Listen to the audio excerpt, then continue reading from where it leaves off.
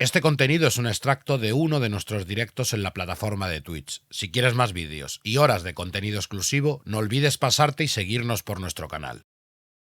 Mundo Skrull. ¿Y tú? ¿En quién confías? Vamos a darle caña. En su momento, ¿vale? Hicimos un especial de Hellboy. Germán, si puedes buscar el link, por favor, ponlo por ahí por el chat. Sí, venga, voy. Y bueno, fue, si no me equivoco, por los 1500 en YouTube, o 2000, ya no me acuerdo cómo vamos. Y prometimos también hacer un especial de IDP, ¿no? Al fin y al cabo todo esto pertenece al universo creado por Mike Mignola, y en ese especial pues bueno, charlamos un poco sobre el autor, sobre la serie, todo lo que conllevó realizar y crear ese universo, el diseño de los personajes, muchos de los personajes de los que hoy también hablaremos y comentaremos, lo comentamos un poquillo más en profundidad en ese especial y tal. Y bueno, ha llegado la hora y vamos a darle caña ahí al especial de IDP y un poquillo, pues charlar un poco de todo, lo dicho, los autores que han pasado por la serie, los personajes y bueno, ya luego meternos de lleno un poco en sus arcos argumentales. Hoy IDP, sí, voy por el tomo 5, Lorena, no te preocupes, no vamos a hacer spoilers. No hay spoiler, va a ser light. Repaso estructural, ¿no? Sí, un poco sí. Bueno, vamos a meternos un poco en la charla de las personas que han participado y han creado todo esto un poco, ¿no? Evidentemente todo surge de la cabeza de ese señor Mike Mignola, pero que bueno, también tuvo a bien llamar a mucha gente a colaborar dentro de la serie y que casi se han vuelto más protagonistas que él, ¿no? Dentro de la propia cabecera de IDP. Sí, porque yo creo que al final es la idea de Mike Mignola, ¿no? Porque incluso cuando nos presentaban el primer Hellboy, él tenía la idea de realmente hablar de un grupo. Hablar de un grupo en el que sí, Hellboy estaba integrado. Pero luego es verdad que aquí Mike Mignola, hay que pensar que IDP surge como una miniserie realmente de 4 números, un poco para ver el tema de trabajar el resto de personajes. Y yo creo que al final, una de las cosas que hace Mike Mignola es dejar en manos de John Arcudi todo lo que es el tema del guión, sabiendo que lo va a respetar muchísimo, y él quedar un poco de consultor o de arquitecto, de decir, estás haciendo bien, esto cámbiamelo, esto llévalo por otro lado, todavía no lo desveles, como que la idea central es suya, pero mientras él quería investigar un poquito más en Hellboy, le deja a John Arcudi quizá la parte más mundana, la parte más de lo que es el grupo, siempre con su supervisión. Hay que decir eso porque Mike Mignola no es una serie de la que se haya desvinculado, sino que él traza unos guiones bastante estructurados, pero le deja todo lo que es la narración a John Arcudi, que creo que ya es un guionista que ha demostrado muy bien, que es capaz de hacer un gran trabajo. Por lo tanto, yo es una serie que veo más de John Arcudi que de Mike Mignola realmente. Sí. Sí, yo creo que eso también demuestra mucho de Mike Mignola, la confianza que tiene en la gente que se rodea y lo bien que le ha respondido, ¿no? Porque dejar en manos de otra persona la creación que tú has hecho, básicamente, ¿no? Y los personajes a los que, pues bueno, yo creo que les tiene bastante cariño,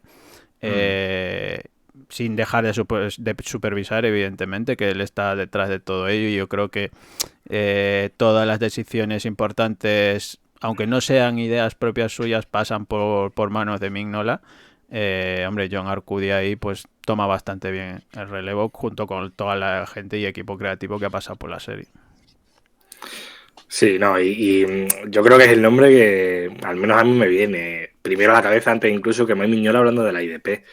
De hecho, viendo los articulitos estos de que vienen al final de los tomitos, ¿no? Pues te pone un poco en contexto lo que aporta cada uno, y eso, Mike Mignola pues le dice un poco así en general, ¿no? Lo que tiene que contar, pero el otro, muchas de las ideas son cosas de Arcudi, ¿no? Y luego también en cuanto a dibujante, siendo Mike Mignola un propiamente dibujante, ¿no? Creo que dejar también esa parte a otra gente, yo lo considero como que también deja su juguete en ese sentido, ¿no? No solo al mando de los guiones. Y en ese sentido, pues bueno, Woody Davis pues hace un trabajo bastante guapo. Y además que es un trabajo que no entra quizá a la primera. porque creo que choca bastante con lo que hace el trabajo de Mike Mignola. Tiene un estilo súper personal, tiene un estilo súper característico, tú lo ves y sabes que es suyo, pero aún así creo que al final nos engancha y al final es un tío que te acostumbras a su estilo y termina gustándote. La verdad es que a mí me ha encantado los números que he leído dibujados por él, porque sí, tiene un estilo muy distinto, pero narra de puta madre, o sea, te lo cuenta todo de puta madre. Y ahora precisamente la otra persona que está aquí es un poco el pegamento, ¿no? Del universo Hellboy que debe estiguar con el color, ¿no? Que yo creo que eso, que hace que todo tenga un tono un poco más homogéneo, un poco más reconocible y en ese sentido hace bastante buen trabajo. Eso, pone un punto en común los dibujos de Mike Mignola, Will Davis y de los demás que vienen después, claro. Es verdad lo que dice Prior, que también habría que haber metido a Scott Ali, ¿no? Que Scott Ali le mete a todo también, te digo. ¿El qué? Scott Ali le mete a todo también, ¿eh? Es lo que te iba a decir, habría que meter a Scott Ali, que también, pues oye, el trabajo dentro de IDP estaba ahí, pero bueno, también hemos tenido la polémica con Scott Ali, porque hay que recordar que es pues de que de repente empezaron a salir los trapos sucios de la industria del comic book americano, y automáticamente en cuanto salieron las acusaciones hacia Scott Ali, Mike Mignola no solo pensó y le sacó de todo proyecto que le vinculara a él, y si no me equivoco, la propia Dark Horse realizó el mismo trabajo de alejarlo completamente. Pero bueno, sí es verdad que luego la parte también estructural de lo que es IDP, que vuelvo a decir, una miniserie la cual iba a ser un arquito. Y nos hemos dado cuenta que le cogieron el gustillo y iba a ser una excusa para trabajar personajes que no eran Hellboy, darles su pasado, intentar trabajarlos, intentar hacernoslos conocer, porque hasta este momento eran secundarios de Hellboy. Y aquí realmente pillan muchísima importancia, y aquí es donde en esta serie empezamos a ver las personalidades de cada uno, los miedos, los traumas, porque nos vamos a dar cuenta que esta serie lo que tiene son personajes completamente rotos y personajes que todos tienen algo en el pasado o todos están sufriendo algo que no les dejan ser seres completos. Los traumitas que siempre arrastran todos. Hay otra página más de autores, ¿vale? De otros nombres que también participan en la serie. Vamos a pasar a ver. Qué bueno. Wow. Artistas top, ¿no? Hombre, artistas top y siempre han acompañado. Son típicos autores que siempre tienen su aquel, tienen su presencia dentro del universo de Hellboy, o bien sea en IDP, bien sea en la propia de Hellboy, o incluso bien sean en esas miniseries y spin-off que han salido. Gente como Lawrence Campbell, Tyler Croc, James Harren, que yo creo que fue la serie donde personalmente yo descubrí a James Harren, o este Peter Snegberg, que son gente que realmente ya les asociamos su dibujo, se han intentado amoldar un poco a el estilo del universo de Hellboy. Hay que decirlo que no todos dibujan igual, pero es verdad que todos quedan muy bien. Hay unos cuantos, por ejemplo, Campbell y Peter Snegberg, que a mí personalmente son unos dibujantes súper oscuros, que hacen bastante bien el trabajo ese de sombras que tiene Mike Mignola, entonces se le asemeja. Mientras que, por ejemplo, gente como Tyler Croc se asemeja un poco al trabajo que hace Guy Davis, y luego ya está James Harren, que hace sus maravillas y hace una narrativa que es y unas escenas de acción que son impresionantes, más luego esos diseños de monstruos, porque se ve que el tío, a él lo que le gusta es diseñar monstruos. Dibujar kaijus y bichos raros y todo. Sí, nada, de todas maneras, yo una de las pegas que le pongo a la serie es precisamente que cuando entran otros dibujantes me corta mucho el rollo de la narración y todo el rollo, ¿no? Pues en Hellboy, por ejemplo, también eran historias cortas, pero como lo hacía al final el mismo Mignola, pues me lo leía como de manera continuada, no me rompía tanto. Pero esta gente, entre que es una historia totalmente separada muchas veces, que su estilo de dibujo y narración también cambia, ¿no? Es la pega que le pongo. Que puede ser una gilipollez y y no puedo jugar, no puedo decir que los cómics que hagan sean malos, ¿no? Pero sí que me rompe un poco el ritmo Que te de la produce serie. la sensación, sí. Sí, no, también puede ser porque me la haya leído todo de golpe, ¿no? Pero bueno, era el punto flojo que le veo yo así, por decirlo de alguna manera. Yo en cuanto a la gráfica, lo que dice Brun, me pasó lo mismo cuando empecé a leer IDP. Es en plan de... No llego yo a desconectar, en ningún momento por el tema del dibujo. Yo creo que ahí el trabajo, y también lo mencionabas tú, Germán, al principio, de Dave Stewart, hace muy bien de jefe, por así decirlo, para buscar la homogeneidad de todo, de la obra en general. Adaptándose evidentemente a cada estilo, pero no sé, al menos en la edición que he leído yo, que son los tomitos, o sea, los cartones, los integrales, eh, no encuentro, o sea, ese golpe tan brusco que puede haber, ¿no? De una recopilación de distintos números y llevado por distintos autores. Evidentemente se nota en la narrativa, pero en lo que es gráficamente y con el color de Stewart, me da a mí que bueno. Yo no he notado así tan Sí, no, agresivo, al pero menos, ¿eh? Porque sí no, es verdad que en tampoco otros es... tomos o en otras series que dices, hostia, vaya cambios, ¿no? No sé. Tampoco diría que es algo agresivo, ¿no? Hmm. De hecho, al principio, por ejemplo, me costó conectar con la serie precisamente por eso, ¿no? Las 3 primeras rústicas, tardé en leérmelas mucho más que las siguientes que me leí después. Ya digo, que me he leído hasta casi la mitad de la serie. Y era precisamente por eso, ¿no? Porque no terminaba de ver el hilo en común de todo, ¿no? Lo veía como muy desconectado y el dibujo, pues, en parte, me daba esa sensación, ¿no? Además que Guy Davis tiene una narración tan rápida, ¿no?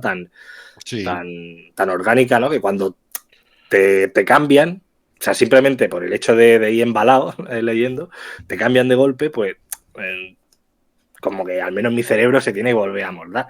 Pero vaya, que no es una pega que diga tú, va, no merece la pena porque dibuja James Harren. Hombre, claro. Te cambian a cualquiera de uno o dos, Por ¿sabes? eso. Sale Tyler Crook, entra James Harren. O entra tal y sale... Pues, no No, sé. tiene muy buen nivel, pero vaya, eso igual es cosa que me pasa a mí solo, ¿eh? Que no... No, pero puede ser también un poco eso, ¿eh? Y sobre todo eso, el que se ha juntado un equipo creativo, una gente aquí que de muy alto nivel, al menos en general, en la parte gráfica y en la parte de coordinación de guión y de historia, pues bueno, tiene un poco de todo, en De general. hecho, yo donde, por ejemplo, he visto ese fallo ha sido en el post-IDP. Todos sabemos que ha terminado Hellboy, que ha terminado IDP. Están tirando de todo lo que es el pasado de Hellboy y la IDP. Y ahí quizá es donde yo estoy viendo el fallo. No están trabajando con primeras espadas como están trabajando en IDP y gente que se adapte también al estilo, sino que en muchas Mundo ocasiones los Skrull. nuevos dibujantes que están cogiendo o ¿Y que tú? están ¿En quién trabajando confías? ese post-IDP no son tan buenos y no conservan un poco el alma que se veía que compartían estos. Buscar a alguien que funcione en lo victoriano, en lo gótico, en lo oscuro. Y ahora en muchas ocasiones el dibujo choca bastante porque se aleja y es un dibujo a lo mejor con mucha luz. Digo en algunas ocasiones porque no son todos los autores, no son todos los tomos, pero sí es verdad que esa otra serie de Hellboy y la IDP, en cuanto al lado creativo, ha bajado bastante, ¿eh? Y ahí sí que te puede llegar a chocar y ahí me pasa lo que a Germán, me choca fuertemente. Sí, eso sí es verdad que le hemos visto en algún que otro tomito que ha llegado. E incluso me acuerdo una vez, Turun, que me comentaste, que era, creo que uno de los que vamos a mencionar, La Sí, la Flor del del Loto. Loto, El Loto Carmesí del Loto me Camersi, sí. parece un guión bastante bueno, bastante majo, que aclara, que vale para aclarar tanto a IDP como ese personaje que ya habíamos conocido todos en Bogavante Johnson, que es esa villana, ¿no? El Loto Carmesí, que la historia está muy bien, porque es esa típica historia de espionaje, ¿no? De Segunda Guerra Mundial, que tiene que ver ahí también la mitología japonesa. Y el dibujo queda como muy bonito, muy Disney, muy Demasiado demasiado amable. luminoso. Sí. Exactamente para la historia que te están contando. Que buscan No, más y luego, crudeza y más mancha de negro, siempre. luego también me pasa, como he dicho, sobre todo al principio, porque no están ni Mike Mignola ni Arcudi en muchas de las historias. Y también puede ser que por tema de guión también me vea ese cambio. Y ahí lo del final, pues cuando llegue ya te diré, Brun. Pero vaya, tampoco diría que es algo acusado ni que moleste, pero está ahí. Y lo que hablabas tú del ritmo de narración, la verdad es que es un ritmo de narración bastante rápido. No es en la rapidez que tienen, no vas a tardar lo mismo que pasaba con Hellboy, que sabemos que Hellboy se lee a una velocidad bastante grande. No llegamos a eso, pero sí es verdad que tampoco se paran mucho en florituras, tampoco es que lo intenten hacer muy sesudo, sino que la verdad es que los tomos te tienen siempre en constante acción y como tocan varios campos, tocan diferentes personajes, tocan diferentes espacios, tanto temporales como físicos, la verdad es que te ayuda un poco a que se te haga una lectura más rápida. Sí, sí. No, la verdad es que en ese sentido está de puta madre. Se lee como un tiro. ¿Algún otro nombre que echéis en falta en estos momentos? Así que hagáis memoria y digáis. Hombre, yo sin ser de la propia IDP, pero sí una serie que vamos a hablar de ella, que tiene muchísima relación, por no decirlo, que son esos números de IDP que salieron fuera, pero que se podría haber publicado perfectamente en IDP, e incluso haberla intercalado en esos números, yo lo Fiumara. Hostia, Yo vale. Mac como Sebastián Fiumara son dos tíos que creo que entraron por la puerta grande y el trabajo que han hecho en Ape Sapien es una maravilla. Pues mencionado están. Que algún día también ya hablaremos de Ape Sapien, ¿vale? Vamos adelantando. Vale, yo creo que ya nos podemos meter un poco así. Dice primero Gabriel va también. Sí, en la saga de los vampiros. Vamos a meternos un poco ya a comentar en modos generales, ¿vale? Porque luego ya lo hemos dividido por un poco arcos argumentales y tal. ¿Qué es la IDP? O sea, ¿qué es la IDP y cuál es el objetivo por el que fue fundado y creado la IDP, básicamente? Pues básicamente la IDP es esa agencia gubernamental que se ocupa de aquello que no vemos el resto de mortales, de todo lo que tiene que ver con la actividad paranormal y todo lo que ponga en peligro la Tierra, que sea todo desde un lado místico, desde un lado sobrenatural, desde un lado oculto. Todo eso es lo que los gobiernos no se paran a investigar, pues hay ahí una serie pues está este organismo, el cual es el que en un principio, un intento de hacerlo de manera silenciosa y luego poco a poco veremos en la serie, porque luego incluso en la serie vamos a ver eso, que es cuando ya se descubre todo el cotarro, cuando sale a la luz lo que es la IDP, porque ya es necesario, ¿no? Ya es necesario que se sepa que hay gente luchando contra algo grande que se viene contra el mundo, entonces ya aparece e incluso vamos a ver cómo la propia ONU, como la propia OTAN, empieza a poner más responsabilidades y a darle muchísimo más medios y ya no ser una agencia oculta. Por el otro lado, ya es una agencia completamente apoyada a nivel mundial. Entonces, vamos a tener aquí seres con diferentes características, bien sea a nivel intelectual, porque hay auténticos expertos, doctores, humanistas, que conocen bien la historia de la humanidad, que conocen todos los mitos, y eso les ayuda un poco pues, a resolver todos esos problemas que tienen con seres mitológicos o con seres fantásticos. Tendremos también espiritistas, tendremos también agentes a nivel psíquico, tendremos piroquinéticos e incluso tenemos todas esas rarezas que para tenerlas, que también es algo importante, para tenerlas en cierto modo, y eso ya lo vimos en Hellboy, ¿no? El por qué Hellboy deja la IDP. Una manera de tener a esas rarezas trabajando para ti y mientras trabajan para ti pues no están haciendo maldades ni se convierten en esos monstruos contra los que luchas. En esta serie pues vamos a ver esos agentes especiales y luego vamos a ver agentes que no tienen ningún tipo de poder, que son soldados rasos, que son currelas y también como la lucha contra esto les afecta a un modo completamente personal, porque es muy fácil, si tú tienes poderes piroquinéticos, enfrentarte a estas cosas, pero cuando tú eres simplemente un informático que un día decidió coger el fusil, creo que la cosa se complica bastante más. Sí, no, de hecho hay muchas situaciones, ¿no? En las que los soldados y eso, en plan, dicen, pues yo me retiro, yo de aquí ya no... Fírmame esto que me voy, ¿no? Y hay que decir que esta serie, de hecho, esa miniserie primera que abre, ese primer arco argumental que abre, es a partir del momento en el que Hellboy abandona la agencia. Porque en todo momento al principio, bueno, y yo creo que casi al final, vamos a ver que en todo momento hay muchísimas referencias a Hellboy, hay muchísimas referencias cuando cuentan ellos sus propias cosas de cómo se han conocido.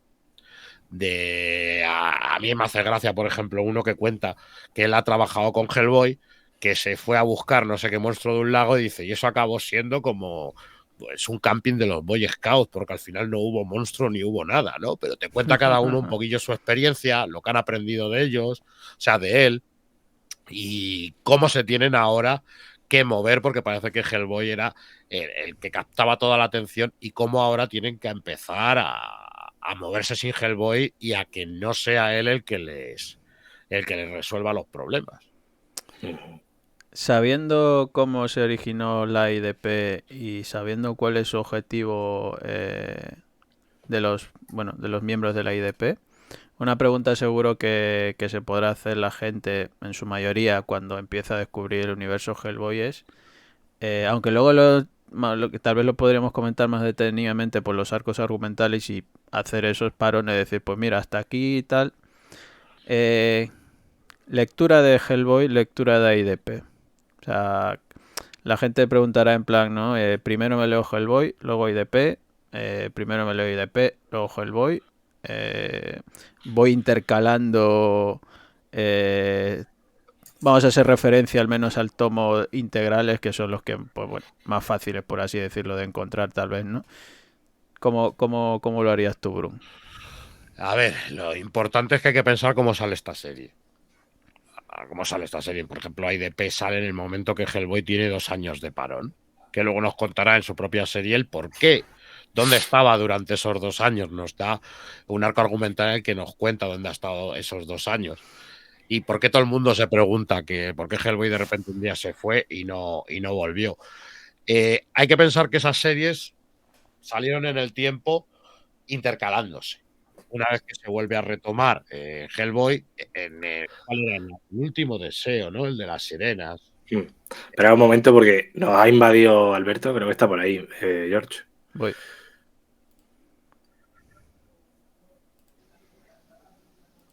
¿Qué pasa? Buenas. ¿Cómo estamos, caballero? Mira, ese que se lo monta bien, mira que cómodo aparece. Ya ves, yo el próximo lo hago tumbado también. Tirar la cama como un campeón. Bueno, también es cierto porque como mi mujer tiene que ocupar el salón, me ha dicho que me pire, ¿sabes? Que no la moleste. Parece que no te has movido de ahí desde el concurso del otro día.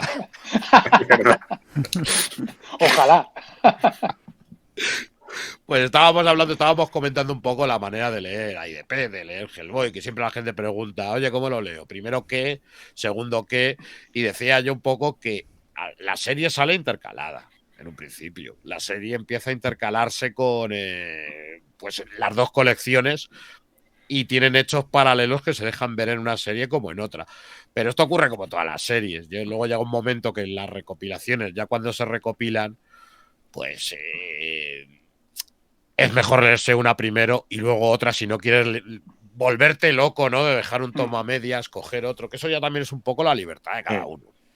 Sí, yo creo que lo óptimo por hacerlo en la experiencia original, ¿no? Pero yo que me leí primero Hellboy y ahora estoy con IDP, me estoy enterando bien. O sea, también es que yo creo que ayuda mucho a que la historia esté un poco hecha a parches, ¿no? Tanto la de Hellboy como la de IDP, ¿no? Que son un poco trozos de tiempo son muy autocontenidas también, o sea, aunque se vayan cruzando, pero te las puedes leer independiente porque aunque sucedan en un momento dado claro, cronológicamente en paralelo y la trama sea un poco la misma, ¿no? Que si las ranas, que si tal, pero te las puedes leer perfectamente por separado y te vas a enterar de todo lo que te están contando.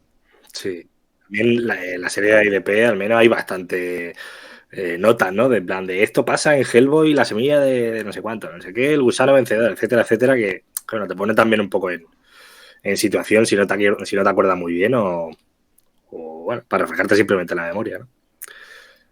Además también que uno de los puntos a favor de la obra en general o del universo de Hellboy y de creado por Mignola es que tiene esa facilidad de ir hacia adelante y hacia atrás, ¿no? Poder jugar con los tiempos de en cualquier momento meterte tal vez una historia que sucedía años antes de lo que te estaba contando tal vez en el número anterior y tal, y eso pues bueno, tal vez en los tomos recopilatorios no lo notas tanto, pero los que seguirían mes a mes la serie sí que lo notarían. ¿Tú cómo la leíste, Alberto? Pues yo es que empecé, porque yo solo estuve viendo en el preview. Yo empecé con lo de la plaga de las ranas, que las pillé en grapa, y luego ya me pasé a los paperback. Pero yo iba leyendo paperback de Hellboy y paperback de, bueno, para mí es el BPRD, ¿no? Porque yo lo leía en inglés, ¿no? El Bureau Paranormal, no sé qué. Pero sí, yo lo iba leyendo así un poco alterno, excepto la primera serie, la de las ranas, que sí la pillé en grapas, y bueno, y las de Hellboy también.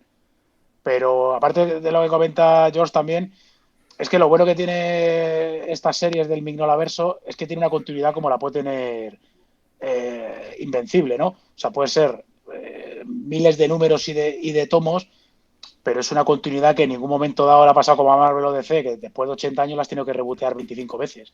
Sí, entonces, porque no cogen cosas de que ya están establecidas, claro, ¿no? Exactamente. Entonces, aunque tú vayas para adelante o para atrás en el tiempo, porque te vayas a la Primera Guerra Mundial, o sea, a la Segunda Guerra Mundial, o te vayas hacia adelante y luego lo vas hacia atrás porque resulta que te sale Black Flame y demás, pero son hechos que están situados en el tiempo, en un momento concreto, que tú puedes, o sea, te podrías montar una perfecta cronología de Hellboy o de BPRD y no fallaría. O sea, no es como si te intentas montar una cronología de Batman o de Spider-Man, que ahora mismo día de hoy es imposible. Porque te las has cargado. Claro, te la has cargado 25 veces, ¿no? Entonces, no, si tú intentas cuadrar por años, no te va a caber nunca. Sin embargo, esto tiene una cronología, pese a lo extenso que es la obra, pero tiene una cronología muy clara y muy definida. Sí, de hecho, cuando fue el aniversario, que Norma sacó aquí la supergrapa esta, no sacaron también una especie de... Sí, una línea de tiempo que iban intercalando la serie, ¿no? Y te ponían exactamente dónde estaba cada una, ¿no? Eso está bastante guay. Y yo he visto pocos universos así que tengan tan claro en qué año ocurre cada cosa, que la verdad es que mola bastante. Y que siempre mola, una de las cosas que creo que le da la sensación de universo. Sí. A veces te estás viendo al mismo personaje en tiempos diferentes. Sí. Y ves la evolución. El más notable, por ejemplo, Bruttenholm, ¿no? Que le ves las ciertas sagas que le vamos a ver hasta de joven y de cómo va cambiando, cómo va evolucionando. Y además mola porque es un personaje que en la primera de Hellboy ya muere. En el primer, sí. en el primer número de Hellboy, pero luego le hemos tenido ahí muy, muy, muy presente, pese a que estamos hablando de alguien que ya está muerto. Sí, a mí, joder. De hecho, ese personaje, claro, yo de ver la película de chaval y eso, tenía la idea en mi cabeza cuando empecé a leer Hellboy de que iba a ser mucho más importante, ¿no? En plan de, luego me empecé a leer Hellboy y digo, bueno, ya está, si no ha hecho nada, ¿no? Luego sí es verdad que aparece, ¿no? Como en rollo flashback y todo el rollo. Pero claro, me quedé ahí como con las ganas de saber más de él, ¿no? Pues si es tan importante para la IDP, etcétera, ¿cómo se lo ventilan tan rápido? Y sí que es verdad que mola aquí en la IDP, pues ves más de él, ¿no? Ya ves. Creo que, bueno, a modo general es eso, ¿no? El qué es la IDP, lo dicho, y el sentido de lectura, pues bueno, yo creo que los que ya hemos llegado poco más tarde, hemos entrado por la edición integral de Norma, ¿no? Que es los tomos recopilatorios, y lo hemos disfrutado de otra manera, pero no por ello ni mejor ni peor, simplemente una forma de entrar al universo de Hellboy y de la IDP, pues que de las que nos hemos hecho nosotros mismos prácticamente, ¿no? Sí. Igual que entiendo que la gente que se lo leería en Estados Unidos a grapa y siguiendo mes a mes la serie. Pero, por ejemplo, Alberto va con una cosa muy importante y es así. Nosotros estamos ya tan acostumbrados a leer y hacernos nuestros esquemas mentales en la cabeza con Marvel, con DC, que de repente te lees una precuela de algo 10 años después. Todo eso ya lo tenemos y al final te queda el recuerdo, ¿no? El que tu cabeza es la que va completamente conectando, ¿verdad? Y es normal que la gente se agobia con el hecho de, oye, ¿qué leo primero? Pero yo creo que lo importante es que lo leas y hagas la conexión tú y retomes otra vez el número ese que no te acuerdes, o si te lo quieres hacer cronológico por fecha de publicación, o si te lo quieres hacer cronológico, como por ejemplo están los de los tomitos de Hellboy, ¿no? Que están en años. Yo creo que tiene varias maneras de leerse. Es lo que tiene, y cada cual elige la suya. Eso sí. Pero yo creo que son todas buenas, ¿eh? Porque es lo que comentamos, a diferencia de un Spider-Man de, uy, ¿por dónde empiezo? No, pues empiézate por la etapa de Dicto, ¿no? Empiézate por aquí, empiézate por allá. Es que esto realmente puedes empezar un poco por donde quieras, porque al final los saltos van a ser coherentes. Es decir, si te lees ordenado cronológicamente, pues lo verás de una manera. Si te lo lees por orden de publicación, lo leerás de otra, pero no va a haber no va a haber cambios sustanciales. O sea, no va a ser de repente, hostia, es que resulta que en el número 4 la tía May se murió. No, o sea, no, aquí esas historias no las tienes. O sea, aquí tienes una continuidad, aunque vaya dando saltos en cómo se ha publicado, pero la continuidad sigue siendo lineal. O sea, no vas a tener esas locuras. Incluso lo comentamos antes. ¿Quieres hacer el rollo de, no, pues mira, voy a mirar una guía de lectura que las tienes en internet de la grapa de Hellboy la alterno con la de BPRD, tal, no sé qué? Puedes hacerlo también. Pero es que puedes leerte directamente los integrales de una colección, leerte luego inmediatamente después la otra y tampoco va a sufrir la lectura. O sea, no por leerte lo alterno vas a ser mejor conocedor del Mignolaverso o vas a disfrutarlo mejor o peor. O sea, yo creo que no hay ningún tipo de problema en leértelo como te dé la real gana. Y yo creo que la prueba es que cuando lo lees de diferente manera. O sea, a lo mejor lo lees en fecha de publicación, pero de repente un día dices, venga, voy a leer cronológicamente, a ver qué sentido le doy a esto. Y es verdad que muchas veces sacas más sentido o dices, ahí va, mira, no me había dado cuenta de esto. O incluso buscar el arco argumental concreto, ¿no? Básicamente también. Que dices, oye, pues mira, buscarme tal fecha, tal año y cosas que me interese de lo que pasa en ese momento de la historia de los personajes.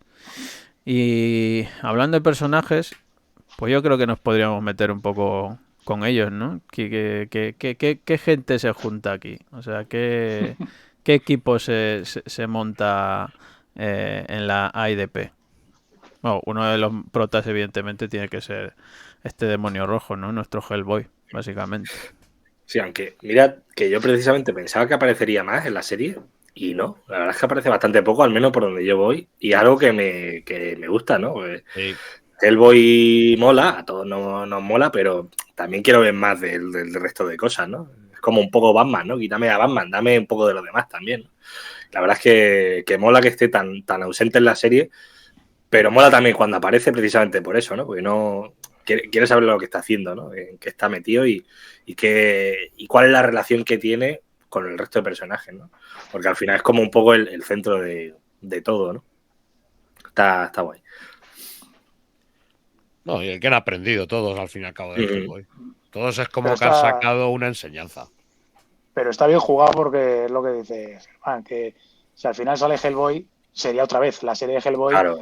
Y él es como cuando sale Batman, al final tiene un papel tan predominante que te comes al resto. Y también te voy a decir una cosa, yo, aunque suene herejía totalmente, aunque evidentemente empieza con Hellboy, porque es lo que se publica primero cronológicamente y es lo que lanza BPRD, pero a mí BPRD me parece mejor serie que Hellboy, ¿eh? Está mejor. O sea, a mí me parece una serie mucho más redonda y a nivel de dibujo me parece, sin ser Guy Davis, un dibujante especialmente espectacular, porque es otro tipo de estilo, pero me parece me parece mejor narrador que el Mignola actual. O sea, a mí sí, me han apagado aquí el chiringuito. Yo es que reconozco que a mí el Mignola que me mola es el Mignola de Corum, de Cosmic Odyssey, de World of Krypton o Fafari y el ratonero gris, pero a mí el de Mignola mola. O sea, el de Hellboy mola la semilla de destrucción y demás, pero luego a mí personalmente los últimos que dibuja ya Mignola me parecen más postales que un cómic. O sea, creo que el tío llega a un nivel estilístico y de diseño y de síntesis increíble, te hace unos pósters y unas viñetas increíbles, pero a mí ya se me queda corto narrando. O sea, me parece un tío muy frío. O sea, de hecho prefiero cuando dibuja ya Duncan Fregredo, me parece infinitamente mejor dibujante que el último Mignola. Es que Duncan, y además Duncan hace una cosa que es no perder su estilo, pero exactamente absorbe completamente lo que nos gusta de Hellboy. Claro. pero lo sintetiza, lo mete, pero es lo que dices tú, mantiene su estilo, no se convierte en un clon de Mignola, sino que él coge todo lo que lo rodea y lo mete en su saco de trucos, ¿no? Y lo hace. Y quieras o no, claro, Guy Davis si es más dibujante de cómics, o como yo lo veo más dibujante de cómics que este último Mignola. Entonces yo creo que la serie gana en esa fuerza también, ¿no? Y el hecho de que Hellboy no esté, que Hellboy se haya ido, también hace que se busque, ¿no? La nueva estrella de la serie. Y te das cuenta que aunque trabaja a todos, hay muchas veces que empieza a trabajar a uno y al final da un giro, trabaja a otro. Y una de las cosas que se ven es eso, que se esfuerzan más en trabajar cada uno de los personajes y sobre todo lo que se ve, el cambio desde que te lees los primeros números de la serie hasta los últimos. Hay como una metamorfosis completamente bestial que queda muy natural porque va con lo que han vivido o con las dificultades que tienen cada uno, porque al principio, por ejemplo, yo creo que el que más se nota, por ejemplo, es Abe Sapien.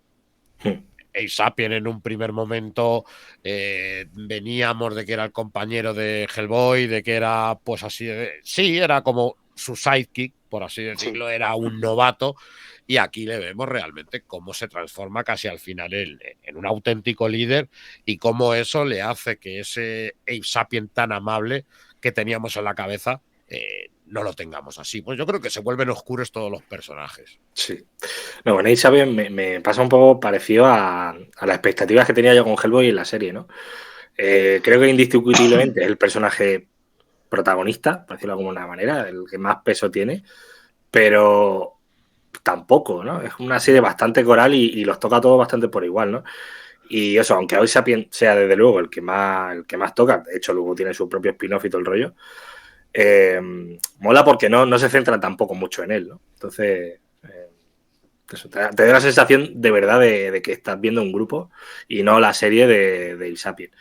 O sea que por ahí también me gustó bastante. Y que nos cambia también el origen de Abe Sapien. Nosotros veníamos de Hellboy creyendo que era como un origen un poco más científico, que era un origen de científico, y luego aquí nos daremos cuenta en la serie que es un origen completamente diferente y que roza pues lo que vamos hablando, lo sobrenatural y lo místico. No, y también me diste un spoiler de eso, cabrón. Pero bueno. Ya estamos. Pero bueno, Parece sí. muy sensible. Yo creo que en ese aspecto la serie es bastante redonda porque cada uno tiene su espacio y sus tiempos, ¿no? En los distintos arcos que se van mostrando en toda la serie está bien repartido, ¿no? El tiempo para cada jugador, por llamarlo de alguna manera. Y en este caso, pues bueno, sí, aunque luego tenga la serie Abe Sapien, juega bastante bien su papel dentro del equipo. Y otra también es... Sí, dime. No, di. No, que Lee Sherman también es otra de ellas. En ese aspecto. Hombre, Lee Sherman la exploran, pero a tope. Sí. O sea, la exploran a tope. Bueno, nosotros sabíamos su historia, pero aquí sí ves lo traumática que es su historia. Es que yo creo que aunque suena un poco barbaridad, yo creo que Arcudi aquí aporta un poco más que Mignola, ¿no? O sea, Mignola yo creo que se dedica a hacer sus historias, pero Hellboy es un personaje más monolítico. O sea, aunque pueda tener un pequeño arco de personaje en todos los tomos, que tiene una trayectoria muy grande, pero es un personaje que se mantiene casi un poco más de la misma manera de principio, desde Semillas de Destrucción hasta el final. Sin embargo, estos personajes sí tienen una evolución mucho más clara, como decía, desde Liv, cuando es presentada en la serie Hellboy, a lo que tú ves al final, es que no tiene absolutamente nada que ver. O el propio Johan Kraus, ¿no? O el propio Abe Sapien, que pasa de ser un sidekick panoli, ¿no? Casi un Robin inocentón, a convertirse, ¿no? Un tío, se convierte en un líder con lo bueno y malo que tiene. O sea, en un momento dado tiene que tomar decisiones jodidas que el Abe Sapien de Semillas de Destrucción no sería capaz de tomar. Porque no tiene ni la capacidad ni el temple para hacerlo, ¿no? Entonces yo creo que en este aspecto Arcudi hace una labor mucho más difícil y más compleja. Sí, o sea, como que Mignola es muy bueno haciendo el world building o como mierda se diga, y Arcudi pues le da personalidad de verdad. Yo creo que es más guionista, por ejemplo también en Semillas de Destrucción tiene a Virne ahí de apoyo Mignola, entonces yo creo que el tío sí, que tiene una idea muy buena y luego tiene historias que son potentes, pero sobre todo en el apartado gráfico y mola, pero pero al final yo creo que no es o sea, no voy a decir que es un mal guionista, pero tampoco es un gran guionista. O sea, entonces yo creo que le falta ese rollito de darle un trabajo que, por ejemplo, en BPRD sí tienes. Es esa evolución de personajes, cómo entran, cómo salen, cómo se le pone, por lo que decía Dani, cómo pones el foco en uno, luego lo pones en otro, cómo tienes una vuelta de tuerca que te deja con el culo torcido, ¿no? Entonces yo creo que eso, joder, pues tiene su mérito, ¿no? Además, sobre todo aguantar lo extenso que es esta serie. Y que muchas veces, mira, yo para aquí, ya que tenemos a Johan Kraus yo creo que es el preferido de muchos de nosotros. Sí, porque al principio nos muestra una personalidad, un tío muy querido, un tío muy bonachón, que al final le terminas pillando un poco de asco. Porque ves una transformación casi distinta, o sea, ves una transformación a todo lo contrario, ¿no? Y haya personajes que, pese a tenerles el cariño de que hemos crecido con ellos como que son héroes, llega un momento que cambian tanto que ya no son ese personaje que teníamos en la cabeza y tienes una nueva impresión de ellos. Lo que pasa con este personaje es que me acuerdo que en la película está doblado por Santiago Segura y cada vez que lo leo me corta un poco el rollo. Pero no, el personaje mola mucho, es lo que tú dices, ¿no? Al principio es como muy simpaticote, pero luego ves que se igual no tanto, ¿no? Sí, se le va. Mola mucho. Además, la idea en sí misma del propio personaje, ¿no? Que es como una especie de fantasma dentro de un traje, está guapísima. Claro, pero que tiene además... Es normal que se te vaya. Sí. O sea, al fin y al cabo, no tiene cuerpo, claro. Tío, que has perdido tu cuerpo. O sea, has perdido tu cuerpo, tú eres consciente de eso y quieras o no, eso también te mete. Eso te crea unos traumas que, coño, que cualquiera nos traumatizaríamos también, si lo pensamos. Pero decía por aquí, con Kraus se vuelve al aspecto trágico de los personajes del universo de IDP. A ver, ¿qué más personajes tenemos por aquí? Bueno, mira, Fénix Espejo, esa ya quizá de los últimos. Sí, esta ya no me suena. Esto ya surge dentro de Infierno en la Tierra, y aquí Infierno en la Tierra ya se empiezan a ver o incluso de Devil You Know, yo creo que ya sale ella. Y bueno, es un personaje que lo meten nuevo y tampoco, ese sí que he visto yo que tampoco es que lo hayan desarrollado muy extensamente. Vamos a ver a la chiquilla con el perro, lo que pasa que tiene una parte muy importante dentro de la serie, junto con Sapien, que oye, que te lleva la serie hacia otros derroteros. El lector Aizar Hoffman. Pues este es el jefazo.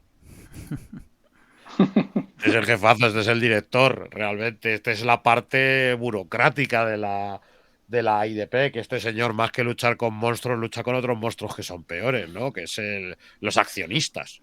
Este maneja el billete, ¿no? Con los políticos, con el gobierno y, oye, intentar que las cosas vayan como vayan y que se les tenga también un poco respeto. Otro que también es Sidney Leach. Bueno, pero este realmente, este es poquito, este sale poquito. Yo este no lo conozco todavía, por donde yo voy. Este salió en alguna misión por ahí con Liz Sherman y una serie de cosas, pero no es de los que ha salido mal. Lo que pasa que, por ejemplo, este sí que luego lo usaron, creo que para la serie de animación, la película de animación. Sí, es verdad. Me suena el diseño del personaje.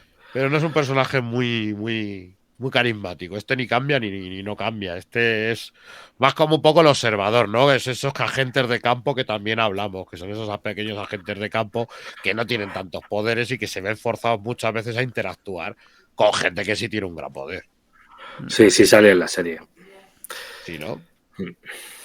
Y Ben Daimio, que por aquí también lo mencionaba. Sí, yo creo que este es otro de lo importante, ¿no? Este mola mucho, sí. Además, mola cuando te descubren ya la historia del pavo y el origen.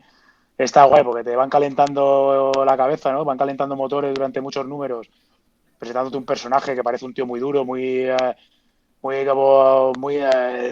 ejecutivo y tal. Y luego cuando ya te cuentan un poco de dónde viene, como que te justifica todo eso. Y este es un personaje, es uno de los que más me gusta de la serie. Sí. Nada más mola que yo creo que juega también con las expectativas, ¿no? Que te crea el propio personaje cuando llega a la IDP, las pintas que tiene, ¿no? Las opiniones que tiene la gente de él. y como que juega con eso, ¿no? Y a mí personalmente también me mola. Luego se lo he comentado ante a Brun, si quien haya jugado al Monster Hunter y sepa el bicho que es el Odogaron, me recuerda muchísimo a cierto bicho que aparece también en la serie, relacionado con este tío. Pero una gilipollez que fricadas mías. Pero vaya, el personaje mola que te cagas. El aspecto, ¿no? El hecho de la cara, que tenga esa cicatriz. Claro, por eso mola un mucho. Un diseño muy potente. Y el cómo llega, cómo nos integra, porque el tío viene con todo a lo militar, ¿no? Con mucha disciplina, ¿no? Y los otros, pues, como que no entran en ese juego disciplinario de él. Sí. Incluso vamos a ver cómo uno intenta tener un acercamiento un poco más amable, pero que es un tío que no.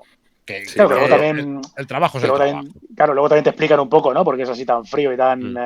Intenta apartarse de la peña, pero claro, inicialmente de salida te rompe un poco, porque además al principio el BPRD también, aunque luego eso va cambiando, te lo venden un poco como que entre comillas son una pequeña familia de monstruos, ¿no? Son como Felix, una especie de Doom Patrol, entre comillas, que hay una relación casi más familiar que profesional, ¿no?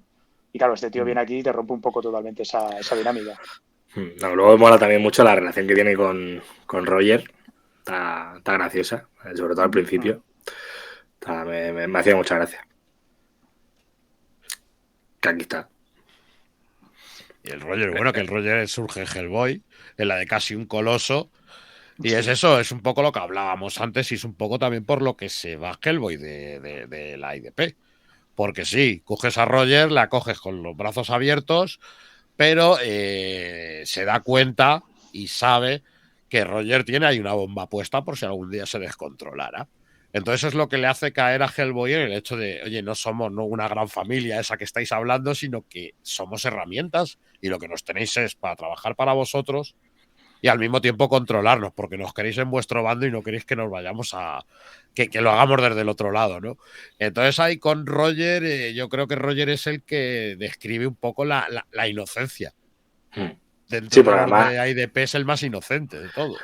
Sí, porque literalmente nació ayer, como quien dice, ¿no? Y precisamente por eso yo creo que también es el personaje que más evoluciona, ¿no? Porque parte prácticamente de cero y juega mucho con eso. La verdad a mí me gusta mucho el personaje. También me ha sido mucha gracia las collas que tiene, sobre todo con Venda y Miao, con lo de los pantalones, que claro, el tío va en pelotas con una manivela. Con la claro. Que además que eso me hace gracia porque después, ¿no? Sí, sigue yendo en pelota y cuando pone las poses, pues claro, está con el culo ahí al aire. Me hace gracia. Mi argolla con peluca. Va marcando todo. Y la siguiente mujer, ¿quién es? La Yaya. Bueno, la Yaya Pania. Que la momia esta mola mucho, ¿eh? Se mola muchísimo. Además es un personaje que transmite como mazo de calma, mazo de... Sí. Que realmente como la abuelilla, ¿no? La abuelilla de la familia. Y la tienen ahí de consultora, porque a esta sí que... Y yo fíjate que yo he sido de los que digo, esta, cuidado. Sí, yo estoy en ese plan. Parece muy simpática. Pero claro. Que luego encima tiene su jardín con animales mutados, que son animales que son mezclas de diferentes bichos, que para mí yo soy súper fan de ese, del pajarúnculo. A mí me hizo gracia uno que era como un... No sé, como un cerdo, pero la boca de cangrejo y daba todo el puto asco. A mí el pajarúnculo yo siempre he dicho que Mignola tenía que haber hecho ahí una serie, una historia corta, muda, con el mono pájaro este, porque es un cuerpo de mono con la cabeza del pajarraco. Que aunque no lo creáis es importante porque también la lía el hijo puta. Y Ashley Stroud. Fíjate, para mí esto ha sido un personaje que lo han metido, pero bueno, ya estaba dentro porque esto salía en la plaga de ranas, esa gente de campo militar, pero que al mismo tiempo tiene la cosa de que es exorcista. De que es exorcista, va con una espada de fuego, va con... que lucha desde otro plano. Pero quizás es otro que tampoco han explotado mucho, es verdad que salieron ya en los últimos números, le trabajaron un poquillo más, pero no es tampoco un personaje muy a destacar. Algún número que tiene chulo, sobre todo el que son aventuras de ellas en solitario, con pues luchando contra demonios, pero tampoco es un personaje de los más recordados, yo creo, ¿eh? Y este Ted Howard. Bueno, y es la caña. Es en la caña, es el cavernícola que es el típico agente que se ve poseído. De hecho, la gracia es que la espada que lleva él es la espada esta de Hiperbórea. Pero que al mismo tiempo ese luego, si tú sigues la serie de Edward Grey, te vas a dar cuenta que es el bastón, ¿no? La espada esa que llevaba Edward Grey, que de repente pues se ve poseído por un cavernícola de hace millones y millones de años, pues que le hace ponerse en plan salvaje, en plan Conan, ¿no? A mí me mola muchísimo y es donde James Harren se la saca con este personaje, ¿eh? Tope bárbaro se pone con la espada esa, ¿eh? Los números de James Harren, de este tío con la espada, despedazando todo lo que se mueve, creo que es. Que ves además a todos con armas de fuego. Y él no, él va ahí con su palico y sus gafas de piloto para no mancharse de sangre, que no le salpique. Me parece genial ese bicho, ¿eh? Que además es lo que se le da bien a Harry, ¿no? Hacer el cafre y bichos gordos. Todos los kaijus que puede dibujar. Sí, sí. Bueno, y aquí unos cuantos más, ¿no? Sí, bueno, Thomas Manning, que también es la parte directiva de la IDP, que eso también le pudimos ver en Hellboy, es un tío que al final le coges asco, ¿no? Porque te vas a dar cuenta que es el típico chupatita, es tu jefe. O sea, es tu jefe, es al que tienes que pasar los partes de baja y esas cosas, pero que volvemos a lo mismo. Te das cuenta como aquí se deshumaniza la parte de IDP y que la parte de humanización es por la relación de los personajes, porque para él directamente son números. Catherine Corrigan. Pues la Catherine Corrigan. La Catherine Corrigan, que es la que tiene la jefa de equipo, por así decirlo. Sí, un poco de pegamento, ¿no? Nada más. También mola que no tiene realmente nada especial, ¿no? En plan, son todos, por lo que hemos dicho, ¿no? Freaks. Menos ella, que es un poco pues la que está ahí, por lo que tú dices, ¿no? Aguantando el tipo y haciendo que los demás no se despenderoden demasiado. Pues su mayor poder es haberse pasado horas en la biblioteca, leyéndose todos los mitos, leyéndose todas las leyendas, leyéndose todas las culturas. Eso es un poco su papel, es la que le llegas y le dices, mira, tengo que luchar contra un hombre lobo. Y te dice, sí, pues mira, en 1844 se derrotó a uno, ¿qué tal? Y te cuenta el cómo tienes que afrontarlo, o incluso la parte histórica, ¿no? Es como el Miles de Buffy. Sí. James Henry O'Donnell.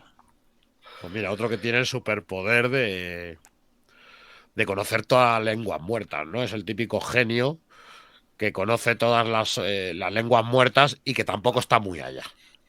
O sea, es el típico genio que está loco, el típico genio que es completamente excéntrico y que la serie nos contará por qué, ¿eh? Nos contará también el por qué y veremos que a este personaje le ocurren cosillas, ¿eh? Y Pauline Raskin. Se ha Pues pedido... otra de las consejeras, básicamente, ¿eh? Otras de la parte de las oficinas. La parte burocrática. Claro, claro. Si es que la serie también te habla mucho de eso. Te habla mucho también del cómo se tienen que mover como agencia. Y unos cuantos, creo que son los últimos ya, también por mencionarlos. Andrew Dibon. Este yo creo que sí que es importante, ¿eh? Más que nada por lo que lía. Más que nada por lo que lía, porque se empiezan a ver también un poco ahí las traiciones dentro del grupo y empiezas a ver cómo incluso ellos, desde, joder, eres de la IDP, no tendrías que estar cayendo en supersticiones, o sí, pues cae en una superstición bastante gorda que cambia la serie para siempre y cambia también la vista que teníamos de Hellboy, la vista que teníamos de Ip Sapien. Y es un tío que al final termina creyendo en lo que se dice. A mí sí me moló, sí me moló. Hay que tener cuidado con él. Carla Yarocco. Yarocco. No, pues esta es una gente más, que la verdad es que es como muy de. Es como el bracito, la mano derecha de Corrigan. Alguien que ha llegado pronto, o sea, ha llegado a la agencia hace poco, pero que poco a poco sí que va escalando puestos. Pero así algo relevante que haga tampoco, sino con estar en alguna aventurilla y darte su visión de lo que es estar en el grupo. Joseph Bawa. El Joseph Vaughn no tiene tanta importancia. Mira, este es el que te digo yo que le dice que él estuvo con Hellboy y que no pasó nada. O sea, que fueron a por un monstruo y que no le salió. Y en una de las misiones vemos que le ocurre una cosa que le hace convertirse un poco en antagonista de lo que es la serie de Aesopia, que es donde realmente pilla él todo el protagonismo. Y si no me equivoco, pues uno de los miembros fundadores, tal vez, ¿no? El Yayo. Del Yayo. Papa. El papa del prota. Pero que el Yayo mola mucho. El Yayo cuando es joven y le ves en operaciones, a mí me gusta. A mí personalmente me gusta. Cuando era un agente de campo. Bueno, y que si te sigues ahora leyendo todo lo del universo Hellboy, te vas a dar cuenta que es algo familiar, porque ya tenemos Brutenholms anteriores, ¿no? Este sería del legado de los Brutenholm, porque hay por ahí antepasados de los Brutenholm que están metidos ya en temas de parapsicología. Es que ahí yo creo que es una muy buena jugada de Mignola, ¿no? Eso que decía antes Germán del world building, es que es la hostia. O sea, quiero decir, es como, por ejemplo, lo que me pasó, bueno, esto es infinitamente más grande, ¿no? Pero es como cuando yo me leí el segundo volumen de Aerosmith, te das cuenta que lo que han creado ahí te da para hacer series posteriores, anteriores, durante, o sea, te da tiempo, o sea, tienes para hacer lo que te dé la gana. Y Mignola con este mundo que ha creado tiene igual, o sea, te has creado personajes accesorios, te has creado spin-off, todos funcionan en bloque, pero también funcionan por separado. Y como funcionan en diferentes momentos temporales también, incluso el mismo personaje, como el Brutenholm es que te permite jugar con lo que quieras. Porque puedes hacer historias de joven, puedes hacer historias de sus antepasados, puedes hacer historias incluso cuando él ya está muerto, pero que en un momento dado puedes referenciarle. Yo creo que sí, yo creo que Mignola ha jugado muy bien. O sea, el chiringuito que ha montado alrededor de Hellboy, que se podría haber quedado en algo mucho más rancio o algo más. Claro, como le pasó por ejemplo, a Pirne con sus Next Men, ¿no? Que empieza guay, al final eso desemboca en un petardo, pero además se ha quedado en algo que es total y absolutamente autocontenido, ¿no? Que mira que también intentó con el 2112 esto, como jugar con diferentes épocas temporales y luego unirlas, y aparte que no le salió bien, que fue un desastre, pero es que se ha quedado totalmente limitado a eso. Sin embargo, Mignola ha sido mucho más inteligente y lo ha hecho infinitamente mejor. Es que el parón que tuvo en X-Men, el parón que tuvo en X-Men se nota muchísimo. Luego, cuando pillas los últimos números, el último tomo, dices, no sé qué estoy leyendo. Sí, exactamente. Eso... Y es una pena, ¿eh? Es una pena porque yo hace poco me la intenté leer y cuando llega a esa parte digo, tío, es que... es infumable. Pero luego, volviendo a lo del world building, comparándolo con otras series, me da la cabeza de la propia Dark Horse, el universo Black Hammer, ¿no? Que yo creo que intenta hacerse un Mignola verso 2, capitaneado por Lemire en este caso, pero creo que era un poco la idea, ¿no? De plantear un universo así muy general. Mucho, Yo me leí desde luego la serie y luego me leí alguna accesoria y dije, desde luego no está al nivel. A mí me gustan más algunos números que otros, desde luego, pero está bien. Pero me da la sensación de que querían volver a repetir este mismo ejercicio. No con tanto éxito, desde luego. Yo creo que los 3 primeros números son lo que es Black Hammer. Sí. Para mí, los 3 primeros números, una vez que se resuelve toda la historia, para mí ya pierde completamente emoción, ¿no? Al principio te hacía gracia por las referencias a los cómics, por el metalenguaje y todo eso.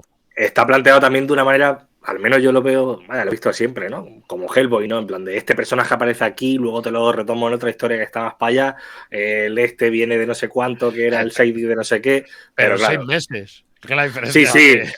Sí, pero era un poco lo mismo, pero claro, mucho más apresurado. En saturación, sí, yo creo que al final te satura porque estos han sido años de trabajo y lo otro ha sido como te lo casco todo aquí a casco porro y satura un poco. Multiverso Express. No entró bien. Sí. No. Bueno, una vez ya comentado los personajes de este equipo, vamos a meternos un poco en lo que serían los arcos argumentales, ¿no? Y para esto sí que hemos utilizado la edición de Norma, ¿vale? De los tomitos que se fueron publicando en su momento. Y vamos a ver cuáles son los primeros. Pues nada, las tierras huecas, cada más abre, con una historia que presenta lo de la espada Iboria, ¿no? Precisamente. Y quién la dibujaba, es que ahora mismo no me acuerdo. Además tenía un estilo súper miñolesco que luego no vuelve a aparecer en la serie. ¿Cómo se llama? Chan Chan, pues lo tienes ahí. ¿Dónde está, coño? Es que no lo veo. No, digo que lo tienes ahí en las manos, ahí, el tomo. Ah, el tomo, sí. Ahora voy a ver el tomo, espera. Que no lo tengo. Que no me acuerdo, joder. Pero bueno, empieza, yo creo que intentando demasiado fuerte ser Hellboy 2, precisamente por el estilo de dibujo, ¿no? Y a mí, lo que he dicho antes, me tardé en conectar mucho porque estas primeras historias están muy desconectadas entre sí, los guionistas son distintos, el dibujo también cambia mucho y me costó engancharme. Luego pillé carrerilla y me leí un huevo de golpe, ¿no? Pero estos 3 primeras rústicas me costaron bastante. A ver si encuentro el nombre del dibujo. Ryan Suk. Eso es. Sí. Pero luego ha vuelto a hacer cosillas Ryan Suk, ¿eh? Sí, la IDP. Luego ha cambiado mucho el estilo de todas maneras. Pero es un tío que me gusta mucho, pero vamos, pero ahora yo creo que no tiene nada que ver cómo dibuja ahora que cómo dibujo eso, que también puede ser lo que comentabas antes, por ejemplo, de Duncan Fregledo, que él se ha mantenido su estilo y no ha querido copiar a Mignola, y a lo mejor este pavo, claro, sin tener el peso específico que tiene Fregledo, ha dicho, bueno, pues, ¿qué voy a hacer? Voy a copiarle, ¿no? Voy a copiar a Mignola y me sale de aquella manera. Y aquí pues dices tú que también intenta ser un poco Hellboy 2 porque intenta seguir donde Hellboy lo dejó. Porque aquí vamos a ver sobre todo ese protagonismo que tienen las ranas. Que parece que cuando termina esa parte de Hellboy con todo lo de Rasputin, con todo lo del tema de las ranas, el gusano vencedor, es como decirte que el problema de las ranas sigue estando ahí, ¿no? Y que a lo mejor Rasputin era el mínimo de los problemas. Y le da ese carácter profético, por lo que también aquí continúan con esa trama heredada de Hellboy, pero vemos ya cómo empiezan a mezclarlo con otras cosillas, como son más crecimiento, lo que hablamos de Hiperbórea, de las razas de los de la mano derecha, los de la mano izquierda. Empezamos a ver ya el Rey del Miedo, empezamos a ver todas esas cosillas que ya nos empieza a plantear que empiezan a ocurrir muchas cosas diferentes que, oye, que luego todo se va hilando, pero al principio son como muchas cosas desconectadas, como muchas cosas desconectadas a la vez, que luego, oye, se van juntando, pero para eso tienes que leer. Esto sería prácticamente, pues eso, el inicio de toda la IDP. Y el alma de Venecia y otras historias. Exactamente con otras historias, Brun, ¿a qué se refiere concretamente? ¿Historias pues cortas? ¿Desarrollo de personajes? Aquí hablamos siempre que nos hacen eso en el universo de Hellboy o nos hace en el universo de Mignola, siempre es que hay una historia que tiene a lo mejor un peso o una importancia, pero luego otras que van recopilando pues pequeñas historias que lo que te hacen muchas veces es conocer a nuevos personajes o conocer más a los personajes o incluso que son historias un poquillo tontas, pero que te mete un guiño que ya lo usarán dentro de 15 años. Vale. Y llega la plaga de ranas, ¿no? Claro, es que aquí ya lo de la plaga de ranas lo de la plaga de ranas también es una cosa que antes lo teníamos como que todo era muy místico, pero aquí también ya estamos empezando a ver a uno de los grandes villanos que es en esta serie, que es una empresa. Que es la empresa 5, que no solo publicaba cómics, sino que aquí vamos a ver que el villano es el CEO, ¿no? El CEO de esa empresa que empieza a seguir la investigación del anterior dueño de la empresa, que estaba muy obsesionado con todas las investigaciones y los ritos que hacía Rasputin, y pues quiere conseguir el poder y tiene hasta su laboratorio de I+D trabajando en estas cosas. Nada, vamos a las notas que hay en el tomo hablando de Mignola y Arcudi, hablando del propio personaje, ¿no? De que lo tenían pensado que fuera su supervillano, ¿no? Un poco de IDP, su cráneo rojo, su Doctor Doom, ¿no? Ponían de ejemplo. Un Lex Luthor. Claro, una cosa así. Lo que pasa es que ellos decían que no pegaba, ¿no? En ese universo, tener un villano así, y le dieron una vueltecilla Que bueno, la vueltecilla es precisamente como acaba el personaje, que la verdad es que me mola, ¿no? Como le den la vuelta completamente. ¿Y el siguiente cuál sería? Los muertos.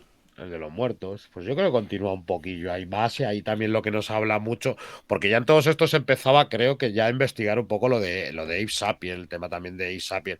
Pero también le empiezan a dar mucho protagonismo a las visiones y a las historias a Lee Sherman. Sí.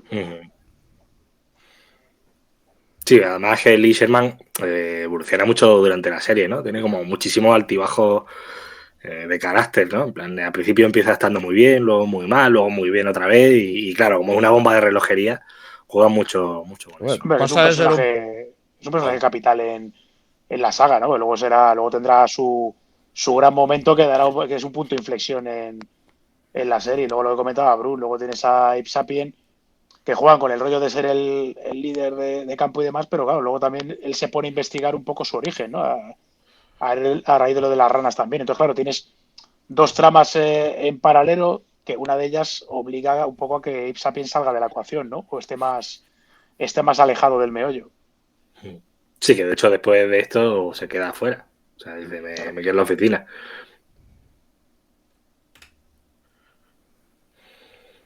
¿Qué es eso de la llama negra?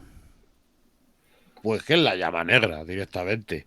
O quién es la llama negra, porque se puede plantear la historia en dos vertientes. Hasta aquí, pues es el tío que os he hablado de 5.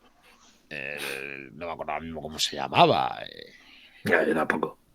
No me acuerdo cómo se llamaba, pero llama negra. Es la personificación en esa armadura que me parece el diseño buenísimo, ¿no? Me parece muy guapa esa armadura. Tiene esa armadura de la llama negra y hasta aquí es algo, pero no sabemos qué es hasta años después que nos explican que a lo mejor la llama negra es algo que viene de millones y millones y millones de años atrás y que ha habido más llamas negras durante toda la historia de la humanidad y prehumanidad. ¿En Nazi la llama negra?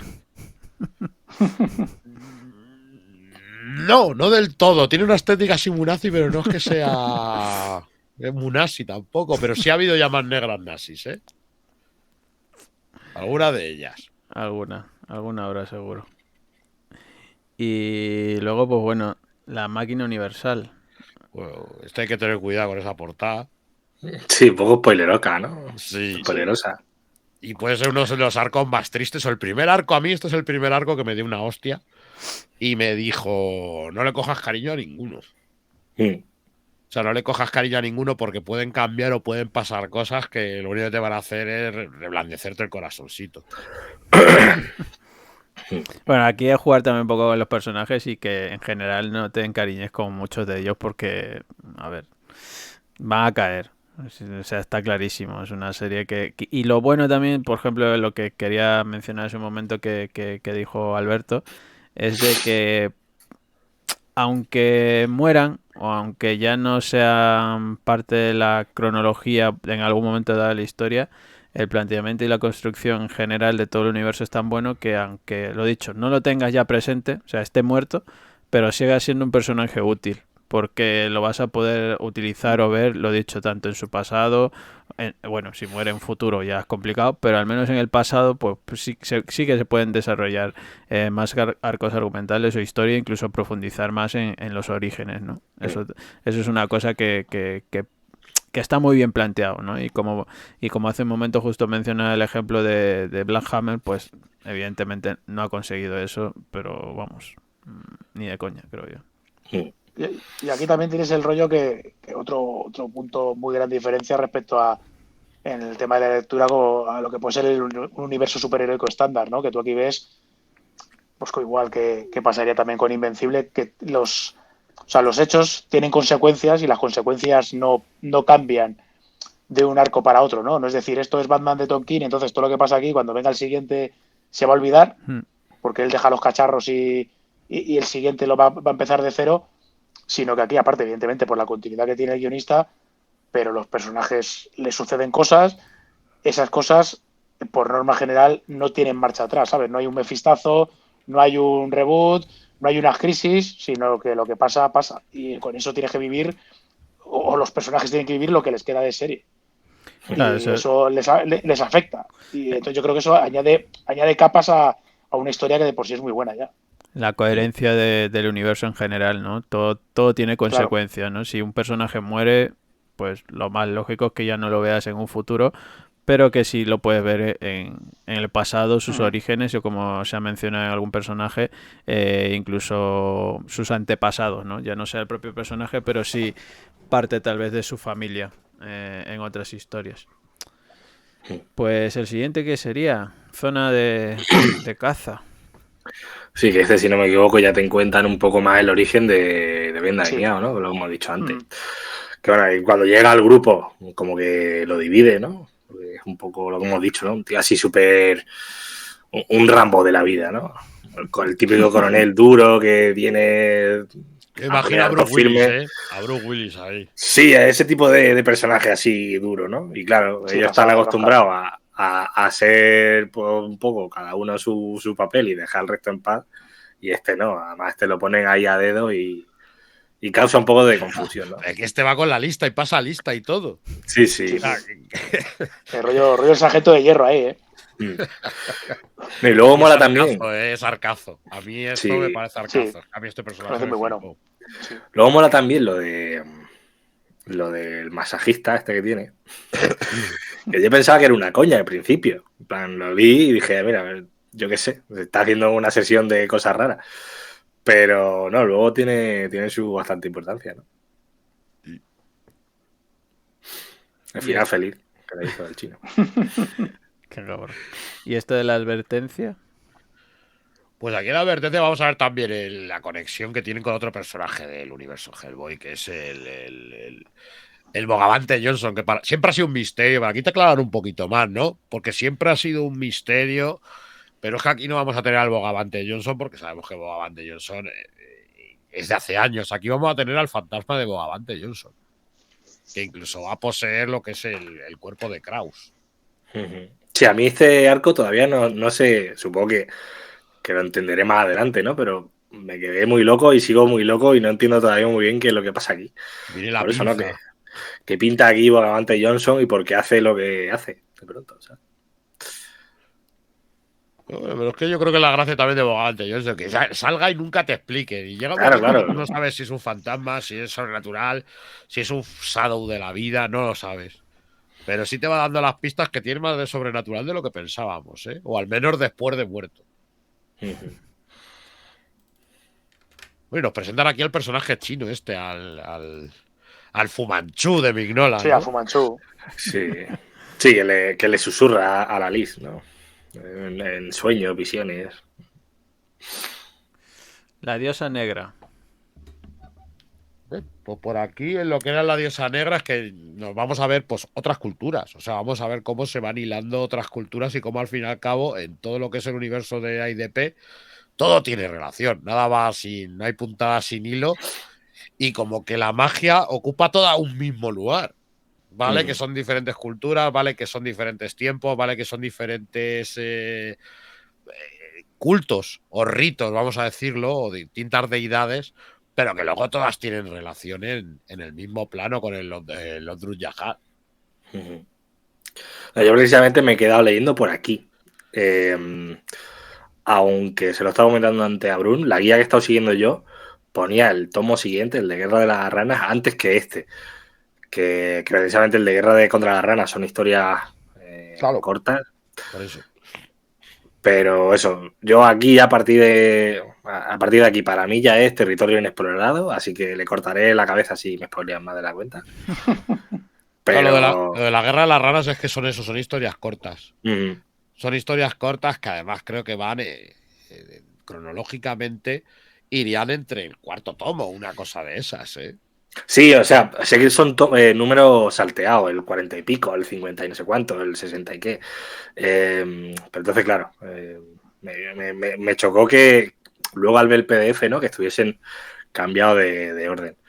Y luego, eso, ¿no? Aquí también hay un poco de baile de dibujante, aprovechan para meter otras cosas y contar historias fuera totalmente de lo que hemos tenido hasta ahora, que prácticamente es una historia de Río desde el segundo o tercer tomo. Y lo que he dicho antes, ¿no? Me cortó un poco el ritmo de lectura. Pero bueno, igualmente las historias que cuenta están muy chulas. Claro, pero esto es como, por ejemplo, cuando tú te lees Starman, si te lo lees en grapas, te lo lees de una manera, pero claro, luego cuando si te lo lees recopilado, tenían los tomos estos que eran los Time Past, que realmente lo que te recopilaban eran estas grapas, pues como igual que estas, que eran una grapa individual que te estaba contando un tiempo pasado de un personaje o de la familia O'Hare o de un momento concreto, que un poco era como una especie de fill-in en la serie regular, pues para dar un descanso al dibujante o lo que fuera y ir dejándote pequeñas pildoritas de elementos que luego vas a utilizar a posteriori. Pero claro, luego cuando te lo ponen recopilado en tomo, lo que te hacen es juntarte todas esas, o como pasaba en Sandman, ¿no? Cuando te metían, igual, te metían en Preludios y Nocturnos, te metían esas historias cortas también.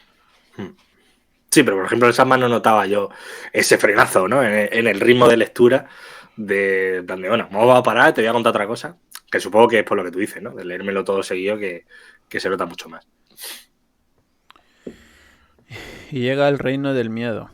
El rey del miedo. El rey del miedo, perdón. Pues aquí te siguen explorando todo lo que es la hiperbórea y todos esos que no decidieron salir a la luz, todas esas razas subterráneas que no decidieron subir a la luz. Y a diferencia de quiénes sí y quiénes no, quiénes fueron los otros, no es como otra humanidad, que también es un concepto que le mola mucho explorar a Mike Mignola siempre. La otra humanidad, lo que es la tierra hueca, lo que es esas civilizaciones que estuvieron antes del hombre y que permanecen ocultas y que han hecho ahí un sistema propio del gobierno en el que hay alguien que se ha autoproclamado el rey del miedo. A mí este me moló, Y después del rey del miedo llega Ser Humano. Que este también es de historias cortas. El de Ser Humano también es de historias cortas. De hecho, ahí miras la portada y dices, ahí hay cosas que no me cuadran, ¿no? Hay personajes que no me cuadran que estén ahí. Y es por eso, porque son diferentes historias cortas para que sirvan de complemento. Con la historia de, bueno, lo que hablamos, ¿no? Son monstruos, decía Alberto, que son un poco freaks. Son freaks. Pues esto es ver un poco a lo mejor los personajes menos humanos bajo ese apelativo de ser humano para demostrarte un poco lo que es la humanidad detrás del monstruo.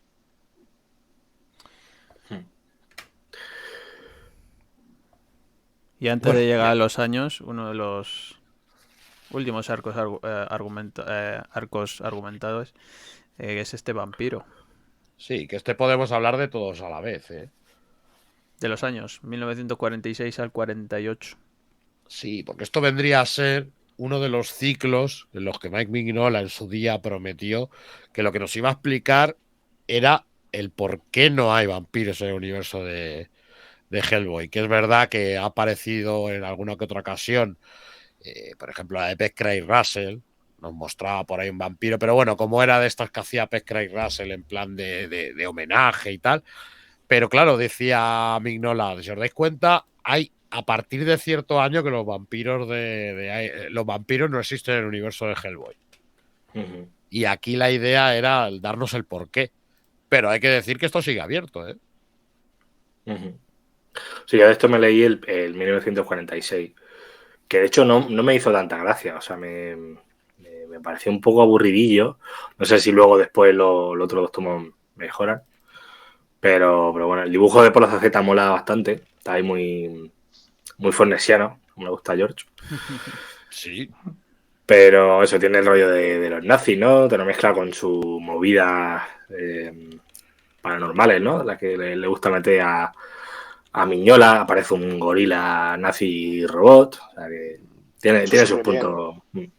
Luego una cosa que estaba hablando contigo antes de empezar el directo, que es precisamente sobre la página anterior sobre la saga de las ranas, ¿no? Que yo me esperaba que tuviese un final definido, pero me decías que no, que las ranas es algo que vuelven a tocar más adelante y que no tiene un final como tal, ¿no?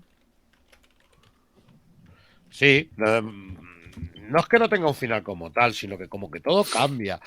Nos vamos a dar cuenta, por ejemplo, la Corporación 5 el uso que hace de las ranas, que ha llegado a un punto que es que ya usan lo usa como un ejército. Usa todo aquello, porque las ranas vienen todo por lo de los Druk Yahad. esta empresa lo que hace es usar todo eso en beneficio propio para conquistar ellos el mundo, que no tienen otra cosa. Lo que pasa es que es algo que se les terminará yendo de las manos, pero las ranas no son sino el paso previo a lo que vendrá después en los arcos argumentales cuando las cosas se ponen muy, muy chungas. Bueno, y después de los años, creo que viene otro arco argumental que sería Pues el aquí, infierno en la tierra, ¿no? Y aquí es donde ya se pone, yo creo que aquí es donde la serie explota. ¿Qué es el infierno en la tierra, Bru? ¿Qué es? Pues el infierno en la tierra es que le salgan como el culo las cosas a los buenos. Nosotros estamos acostumbrados a que ganen los buenos, y aquí lo gracioso es que esto viene exactamente de los últimos números de Hellboy, que si de los últimos números de Hellboy antes del Hellboy en el infierno. Porque en una de las pantallas, por ejemplo, mientras se está manifestando, están saliendo grandes monstruos de los océanos, están saliendo grandes bestias, la gente está mutando, vamos a ver ahí incluso en una pantallita esa lucha que tiene en Gran Bretaña Hellboy, y qué es lo que ocurre con Reino Unido, ¿no? Entonces es un poco el que pierdan los buenos, que todo se vaya al garete, que la tierra quede expuesta a todo lo que son los monstruos, y ahora es cuando empieza el trabajo de IDP, porque ahora están en algo completamente destruido, la civilización ha cambiado, ha hecho que la gente se reúna de otra manera, es una situación muy posapocalíptica, y que no es solamente en Estados Unidos, sino que es en toda la Tierra, y como aquí es cuando IDP empieza a sacar la cabeza y empiezan a tener el apoyo por parte de la OTAN y por parte de la ONU para ser los que realmente hagan los planes para combatir todos estos monstruos y toda esta barbarie que ha surgido. Yo con este lo flipé, porque luego dice Dani que tú estás acostumbrado a leerte un cómic de los Vengadores y justo antes de que el malo de turno vaya a destruir el mundo o vaya a conquistarlo o vaya a hacer liarla de Cristo, siempre hay un momento épico en el cual los héroes lo consiguen detener y hay un nuevo día, ¿no? Y aquí te das cuenta que evidentemente esto está construido de otra manera. O sea, aquí aquí ves que los héroes lo intentan hacer, bueno, los héroes, esta gente lo intenta hacer de la mejor manera posible, pero no. O sea, los malos ganan, punto. O sea, y ahora es cuando, pues eso, ahora, si antes lo tenías complicado, era una serie de enfrentarte a ese mal que existía pululando por el mundo, ahora ese mal ya está en el mundo y de alguna manera tienes que, si no detenerlo, que a lo mejor no puedes, pero por lo menos minimizar el impacto, ¿no? Además, aquí, por ejemplo, surge un nuevo villano, ¿no? Estamos acostumbrados a varios villanos, pero aquí habrá un nuevo villano que yo siempre me he quedado con ganas de ver que le explotaran más, que es Bárbara, que es una niña, una niña rusa, pero que ojito con la niña, que de hecho la tienen encerrada y todo en una urna de cristal para que no se escape y no la arme más. Y aquí es donde también nos presentan esa famosa IDP rusa. Esa niña es la que sale en 1946. No, ¿o sí? Sí. ¿Sí? Sí. Vale. Hablando con Brutenholz. Sí. Exactamente, esa es la misma niña. Y aquí nos presentaban, pues, oye, el bando comunista, ¿no? O el bando ruso. ¿Qué tiene el bando ruso? ¿Qué surgió en la Rusia comunista? Pues surgió también una especie de IDP que se dedicaban a coleccionar artefactos místicos y hacer la lucha contra lo sobrenatural de una manera completamente diferente. Y aquí pues nos presentará también esa IDP e incluso el cómo tienen que forjar alianza con estos personajes, ¿no? Y ahí pues nos dan a un director de esa IDP rusa que es muy importante porque, de curiosidad, era uno de esos marineros del submarino ruso que se encontraba medio zombie, Abe Sapien, en su primera miniserie. En la del ahogado, creo que era. Es verdad. Y aquí, bueno, a mí lo que me hace gracia es el hostión que te pega porque es que el mundo ya está hecho una mierda. O sea, ahora tienes que sobrevivir. Y lo vamos a ver tanto en los supervivientes humanos normales como ellos, ¿no? Que está todo hecho una mierda, pero ya se lo toman normal, ¿no? Es como han pasado meses y es que ahora se vive así. Ahora se vive así. Como vivir en Madrid, ¿no? Día a día. Es un poco como la peli, la que estabas en la novela de Stephen King, la de la niebla, ¿no? La niebla. Que vas pululando por ahí y te encuentras con bichos gigantes que te pueden despedazar en 0, Y el cómo tienen que matarlos, ¿no? El cómo de sí. repente vas estudiando a ver cómo matar y de repente cuando cae uno dices, mira, sí se matan, pero los bichos también aprenden y los bichos también te ponen en situaciones comprometidas. Y aquí, sobre todo, pues eso, veremos cómo al mismo tiempo 5 aprovecha, ¿no? Para implantar su reinado. Y aquí empezaremos a ver cómo se llama al dragón, ¿no? Cómo se empieza a llamar en ese, por ejemplo, el regreso del maestro. Todos sabemos quién es el maestro, ¿no? Y no tardaremos en verle a uno de los mayores enemigos de Hellboy también por aquí metido, que al fin y al cabo esto que está ocurriendo es su obra. Uno calvo con barba. Es el Carlito. Charlie. Charlie. No, pero es un arco que yo creo que pega hostia, ¿eh? Que pega hostia y llega un momento que dices, es que yo no sé ni cómo lo van a resolver. O sea, suicidaos, que es lo mejor que podéis hacer. Pegarse un tiro todos. Y sobre todo los personajes, ¿no? En cambio, hay personajes aquí que cambian. Mira, has pasado muy rápido. El 4, que es en el que sale el Kraus. Ahí Kraus ya no es el mismo Kraus, ¿eh? Ya no es el mismo Kraus. Y eso a Germán te va a interesar, ¿eh? Te va a interesar eso. A ver, si llevo el ritmo que he pillado, esto me lo ventilo en 2 o 3 días, lo que me queda. Es que ya te digo, los 3 primeros tomos tardé una semana en leérmelo porque no estaba conectando nada y lo demás en un día o 2. Y aquí, una de las partes sin spoilers, ¿no? Voy a intentar no hacerlo.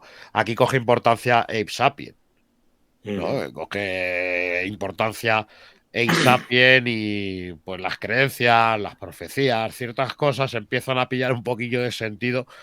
Porque, chico, en un mundo en el que ahora está como conquistado por las ranas, por los anfibios, por los monstruos, pues a lo mejor Ape Sapien es una pieza ahí, ¿no? Es una pieza clave. Y ya que no tenemos a Hellboy, que era el Anunun Ramma, el que iba a traer el fin del mundo, tenemos a otro al que colgarle el San Benito. Y aquí es donde surgirá también la nueva serie de Ape Sapien por su cuenta. Le pasa algo que le hará cambiar y a partir de ahí es donde mejor se ve ese infierno en la Tierra, que es casi un road trip, ¿no? Es el tío paseando por esos Estados Unidos destruidos y muchas veces mostrándote que hay que tener más peligro, o sea, hay que tener más cuidado con los seres humanos que con los propios monstruos. Eso siempre. Pero eso en general. Y a ver por dónde nos hemos quedado.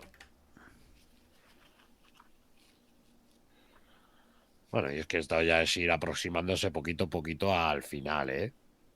Es que, por así decirlo, el infierno en la Tierra fue como su segundo arco. El segundo arco que siempre dijo Mignola que iban a hacer 5 y al final nos dejó ahí. Aunque contemos los vampiros, ha quedado en 4. Faltaría por ahí uno. Igual se lo saca la manga, ¿eh? Sí. Y esto es un poco eso, cómo resuelven todo, pues la verdad. Y aunque son muchos, no es que se vayan alargando, porque todos tienen poco a poco ahí sus pequeñas piececitas. Suelen ser tomos que van muy centrados en X personaje para que los vayas conociendo y que vayas viendo cuál va a ser su función en el tablero del último tomo. Hay mucho spoiler en las portadas, ¿eh? A ver. Por ejemplo, mira, en ese, por ejemplo, de la exorcista, esa, por ejemplo, la que te digo, que es la chiquita esta que está bien exorcista, pues bueno, es una historia más. No te va a sacar de nada, incluso eso sí que está un poquito de relleno, porque entre el tomo del fin de los días y el llega la hora, se nota que hay ahí un poquillo de relleno. ¿Y esto cómo lo encajaríamos, lo del demonio conocido? Pues es el final del acto ya. Es el final del acto. Básicamente.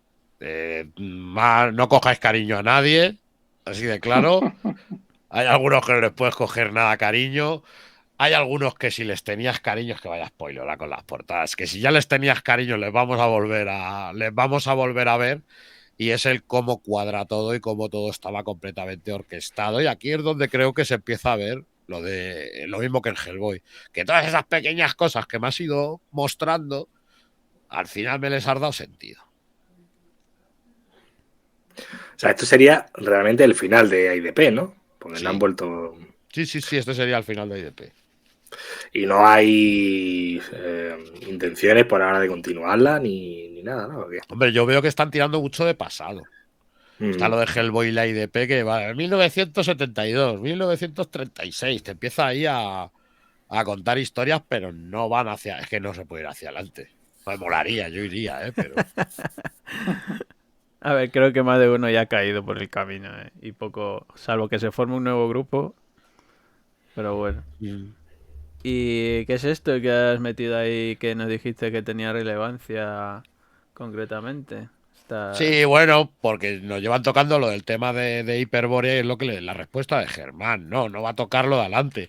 Pero mira, tiene millones y millones de años hacia atrás, como va a poder tocar y explicarte que, de dónde viene esa espada, de toda la mitología que tienen ellos con la lucha del dragón, ¿no? Es que hay mucha chicha ahí. Hay mucha chicha. Entonces esa parte la están explorando y puede dar juego, ¿eh? Esta de momento no la han publicado, ¿no? La espada de Hyperborea. No la han publicado aquí en España todavía, pero no tardará mucho, ¿eh? Y estos sí que están aquí ya. Claro, el origen de la llama negra, que es lo que hablábamos un poco. Nosotros conocíamos a la llama negra, pero vamos a darnos cuenta que la llama negra es algo mucho más ancestral de lo que creíamos y que, oye, que ha habido varias llamas negras en la vida, ¿eh? Que te escupen. El legado. ¿Y ese ave sapien oscuro y terrible y la nueva raza del hombre? Pues eso es importantísima, ¿eh? Esa es importantísima porque es que muestra el cambio de Ape Sapien y cambia todo el origen de Ape Sapien y le da el sitio en el que le pertenece, ¿no? En toda esa profecía tan grande. Es una serie como muy mágica, ¿no? Y yo lo que te digo, estaban los Fiumara, codo con codo, que trabajaba un mes uno y el mes otro. Y la calando, sí. Pero tenían un estilo muy parecido, ¿eh? Que esto es lo que está integrado en el integral de Ape Sapien, ¿no? Entiendo. Sí. ¿Cuántos tomos son? Que pues es que realmente el 1 y el 2, tomo 1 y 2 de Ape Sapien te recoge las historias cortas. Porque cuando salieron no había pensamientos, yo creo que no había pensamientos ni de infierno en la tierra ni nada de nada, ¿eh? Eran como las típicas historias cortas que te venían en Hellboy, de Ape Sapien, de que si un submarino, que si con sirenas, con el agua, que no sé qué. Pero aquí es que esto ya es una serie regular, por lo tanto, y esto surge con Infierno en la Tierra, y aquí sí que tienes que tener cuidado, y aquí sí que recomiendo leerlas en paralelo porque te puedes spoilear muy... Como me hiciste tú, ¿no? Claro, precisamente. Pero bueno. Te puedes spoilear mucho, ¿eh? Y una de las que decíamos... Muy Walking Dead. Es que esta serie yo siempre la he comparado a Walking Dead, ¿no? A una América destruida, pero en vez de zombies son monstruos y gente que hace lo posible por sobrevivir. Molaba. Y sobre todo porque sabes que van a morir todos, así de claro. No guardes esperanza ninguna. Y que estás tú por ahí que te han hecho una secta que te adoran. Pero déjame en paz. Cosas así que molan. Y esta tal vez era un caso de esa que mencionaba sobre el tema del dibujo, ¿no? La de Loto Carmesí, que era tal vez la que un poco desencajaba dentro del tono del universo en general. Y porque la vimos en IDP y la vimos también en Bogavante Johnson, que es esta... Pues antes hablábamos de Fu Manchu, no sé a quién podríamos asemejar, ¿no? Pero es esta China, esta supervillana, pues que aquí nos va a contar el porqué. Nos va a contar el por qué es así y nos la va a contar como un poquillo más joven. Y es una historia como muy de detectives. Una historia muy de aventuras, muy de detectives, pero a mí el dibujo no está mal la historia, pero es que el dibujo es muy Disney, tío. Muy bonito. Sí, demasiado bonito. A mí las portadas del Tonsi Sonjik me flipan, ¿eh? Sí. Y este Slanger Hammer 44. Wow. Pues esa es la serie que yo creía que era la más inútil de todas.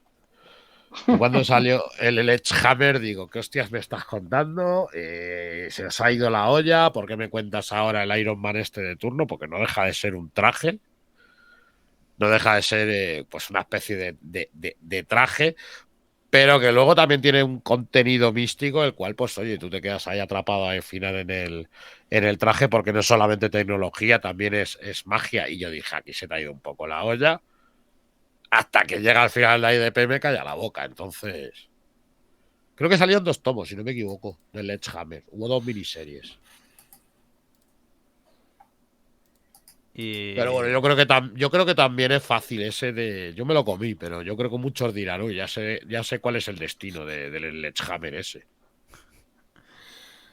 Tenía pinta.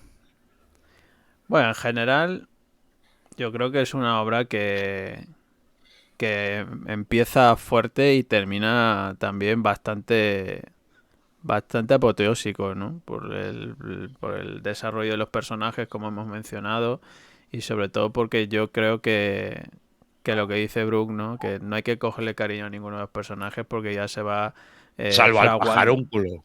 Bueno, vale, excepción de ese, ¿vale? Pero el resto es como... Es una serie que está llena de caos, llena de monstruos, lleno de constante lucha y tal. Y yo creo que muy poquitas esperanzas tienes de que la cosa vaya a salir bien en algún momento dado, ¿no? Yo ya con tantas hostias de por medio, y tantas batallas y tantas luchas constantes, bastante me parece que algunos personajes duran dentro de la historia. Pero bueno, oye. Cuando hablaba Alberto de Liserman, que dices que hay un momento apoteósico, es un momento Dragon Ball total, ¿eh? Sí, pero vale. Sí, la verdad que sí.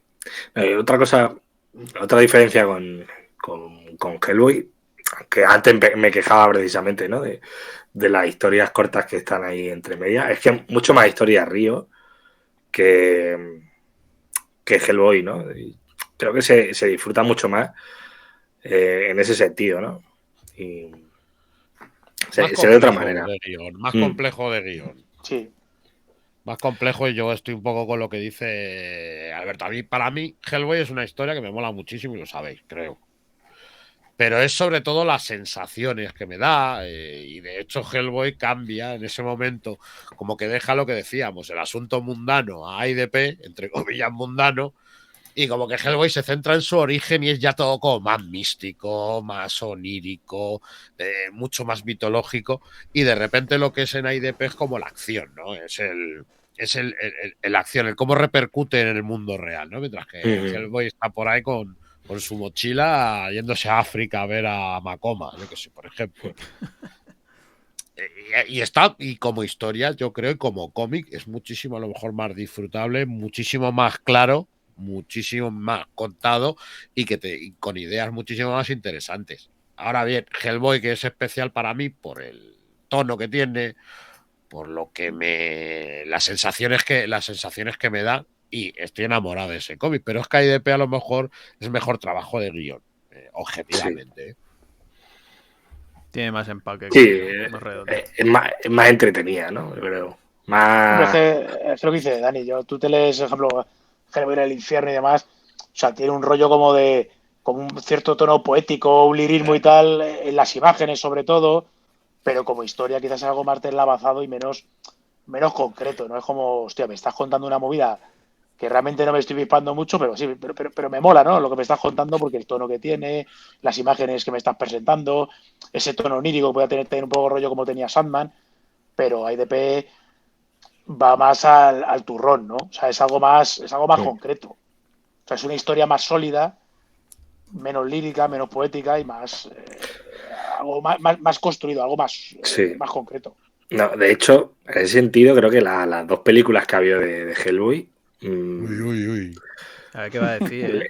No, le veo más rollo de IDP en el sentido de eso, ¿no? De que es más acción, un poco más centrado en los personajes que Hellboy, ¿no? Es mucho más onírico, te cuenta más de situaciones, más de disfrutar del paisaje, ¿no? Que te presenta Miñola con 4 manchas de negro. Y veo eso, ¿no? También muchas cosas que cogen precisamente las películas no son de Hellboy, sino son de la IDP, ¿no? Algunos personajes que directamente ni salen en Hellboy, ¿no? Yo creo Santiago Segura, por ejemplo. Yo creo que sobre todo es por eso, porque cuando hablamos en su momento en el especial de Hellboy lo comentábamos, ¿no? Mignola tal vez es una persona que va y busca más sus inquietudes culturales y a volcarla dentro de la propia historia de Hellboy, ¿no? Llevándolo y visitando distintas culturas como tal y por eso también es el atractivo de ese personaje. Lo contrario a lo que pueda tal vez representar Arcudi, como dice Alberto, ¿no? Darte una historia más sólida, más construida, con más empaque y que se resuelve de otra manera diferente, ¿no? Que es constante lucha, constante acción, dinamismo y también evidentemente juntándose con dibujantes que ya lo hemos comentado, ¿no? Como Harren, como Davis, como tal, pero así que yo creo que esas son, creo, las bases y las diferencias que hay entre las dos series, ¿no? Y tal vez una te sirve más como para leerlo con tranquilidad, con calma y descubrir al personaje, mientras que la otra te ofrece acción, dinamismo y un no parar constante, ¿no? Hasta que llegues a ese punto en el que pues todo explota, básicamente. Pues mira, y hablando de las películas, no sé si lo habéis comentado, que al Guy Davis lo tiene retirado el Guillermo del Toro. ¿Ah, sí? Sí. ¿Por? Sí. Lo ha pillado de diseñador de todas las películas, sus chiringuitos, por ejemplo, en este último que ha sacado del el gabinete de no sé qué, ¿no? Sí, el de las curiosidades, ¿no? Ese, todos los diseños de personajes, de estética y tal, esto de Guy Davis. Lo tiene retirado ya de los cómics. Le montó el chiringuito y lo tiene para todos los proyectos los proyectos de Guillermo del Toro lo tiene de diseñador. Ya ves. Ah, bueno, no lo sabía. Sí que sabía que trabajaba con Mignola a veces, ¿no? Son colegas, pero con Guy Davis no sabía. Sí, lo tiene ahí retirado. Ya ves. El Guillermo del Toro, rápido te engancha. Va fichando gente top. Pero es verdad. Yo tengo además el tomo ese de Guillermo del Toro que sacaron en Norma Editorial y es verdad que vienen diseños del Guy Davis. ¿Con quién os quedáis? ¿Cuál es vuestro personaje favorito, vuestro momento favorito? Hablad ahora o callad para siempre. Venga, George, tú primero. A mí como me gusta ver sufrir a los personajes, ¿vale? Y no me encariño casi con ninguno. Ya os podéis imaginar, es un spoiler, pero bueno, es una cosa que se va tramando, se va viendo venir y es realmente el momento apoteósico cuando explota todo y bueno, cuando ya se va acercando pues a ese final. O sea, yo cuando... No será por explosiones en este tomo, porque decíamos que en Hellboy siempre se cae, siempre se derrumba al suelo, que incluso él dice otra vez, tal. Pues aquí explosiones no faltan, ¿eh? Es una cosa que bueno, que lo he dicho. Yo creo que se ve venir, ¿vale? Yo creo que la gente ya que empieza la historia realmente, incluso si has leído Hellboy antes, la frase que tal vez más podemos utilizar y más vamos a recomendar es esa: no te encariñes con los personajes. O sea, no le cojas esa nostalgia tal vez de decir, uy, a ver si este va a salir ganador o de todas sus batallas o tal, le va a ser el héroe, ¿sabes? No es un camino del héroe, por así decirlo, ¿no? Sino es disfruta y lo que han durado, disfrútalo al máximo porque eso que se han llevado también, básicamente, ¿no? Y como personaje como tal, pues, hombre, el ave sapien tira mucho, la verdad, no nos vamos a engañar. Como bien habéis dicho al inicio, es uno que empezó de segundo y termina pues siendo bastante protagonista, la verdad. Y luego hizo La forma del agua. Ahí. Sí. Mojo el churrete ahí, sí. No, mira. Bueno, el churro ya lo tiene mojado, así que es un pescado, pero, bueno. Pero sí. No, pero Al Sapien yo creo que un poco el favorito de todos, ¿no? Creo yo. ¿No? A mí es que la verdad es que del grupo principal me gustan todos mucho. No sabría decirte uno que destacase súper. Pero a mí me mola mucho el Daimillo. Me parece un personaje. Sí, es que claro, ese mola, el Kraus mola, el Sape mola, Lee mola también. Hasta el Wendigo. Sí. Bueno, que eso del Wendigo a mí me gustó muchísimo. Es una de las cosas que tengo allá en el recuerdo. Que te habla de la maldición del Wendigo, pero que tú vas viendo cómo ese hombre que se está convirtiendo en el Wendigo va perdiendo la humanidad. De cómo llega un momento que él va perdiendo la humanidad, que no se va acordando de cómo se va transformando en una bestia, olvidándose de que era en su día un hombre.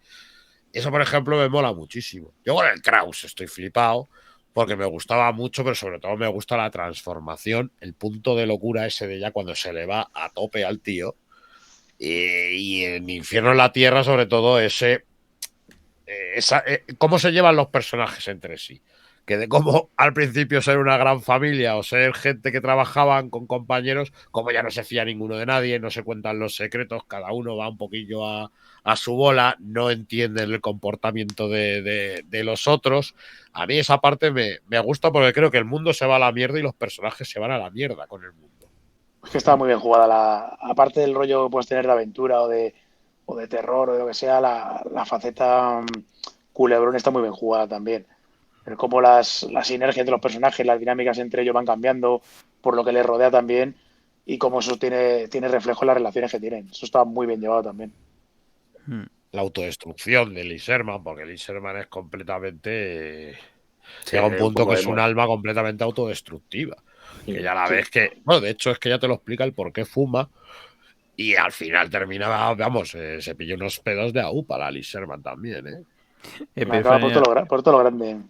Epifania decía por aquí, pues yo no sé con quién me quedaría, con Kate o con Liz, por su evolución y la seguridad en sí misma que demuestra al final. No sé, los personajes femeninos me gustan mucho cómo están tratados, pero es que a todos en general también me gustan todos. No sabría decir el que menos Devon o por su forma de ser, tal vez. Sí, pero eso que ha dicho de los personajes femeninos mola también, ¿no? Porque como que en la serie no hay muchos, ¿no? Y las propias personajes hablan de ello, ¿no? En plan de, joder, somos aquí 3-4 tías, vamos a llevarnos bien entre nosotras, ¿no? Y como que intentan llevarse bien de verdad, ¿no? Como que, bueno, todo el resto son tíos, tienen sus movidas y nosotros, pues, tendremos que apoyarnos, ¿no? Y la verdad es que eso sí que mola. Eso sí. Se ha teletransportado, Alberto. Cambiar el estudio. Soy un flash. Me van echando de las diferentes habitaciones de la casa. Es verdad. Pues nada, chicos, recomendable, sí o sí. Sí, no, desde luego. Sí, hombre, sí. Y además yo le digo a la peña que no tenga miedo a... Por ejemplo, con el PowerPoint o lo que habéis puesto de todos los tomos, si te pones a sumar te salen como, que puede ser 30, ¿no? 30 y pico tomos, es una barbaridad. Pero que la gente no tenga miedo porque, sobre todo, primero porque tiene un final. Quiero decir, que no es que digas van a seguir sacando de manera continuada y que luego además tampoco necesitas leerte absolutamente todos para enterarte de la historia. O sea, te puedes quedar un poco con lo más concreto o incluso ir poquito a poquito, porque esto no tiene pinta de que, ya lo habéis comentado, de que vaya a extenderse hacia el futuro. O sea, como mucho podrá tener historias en diferentes momentos de toda la existencia del PPRD, anteriores al final, centrándote en algunos momentos puntuales, lo cual te permite que es como si te quieres leer esto en 10 años, ¿sabes? Que no va a cambiar mucho más. O sea, como mucho te van a hacer un contenido añadido, historias cortas o series en paralelo. Pero lo que es el núcleo duro de la historia ya está hecho. Entonces, la gente no tenga prisa de decir, no, que me tengo que meter 30 tomos en un año porque si no me voy a enterar. No. Sí, que pierde el tren, ¿no? Claro, exactamente, no hay prisa ninguna. O sea, como si te lo quieres pillar esto un par de tomos al año y acabas dentro de 20. O sea, pues lo disfrutas y fuera. De hecho, esos spin-off así, quizás la ves a pie no tanto, pero los otros spin-off es un poco ya si eres fricazo, si tú ya quieres saber toda la historia de la llama negra y entender bien el concepto, creo que en IDP se entiende muy bien, pero leerte ese tomo te va a contar una historia súper chula que te va a hacer que tengas la idea más de la extensión de lo que significa esa personificación, pero que tampoco es necesario.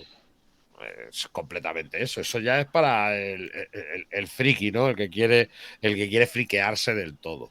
Sí, con los detalles más profundos, tal vez, de los personajes. Y yo porque veo la espada, soy tonto y me compro porque quiero saber de dónde sale la espada, ¿sabes?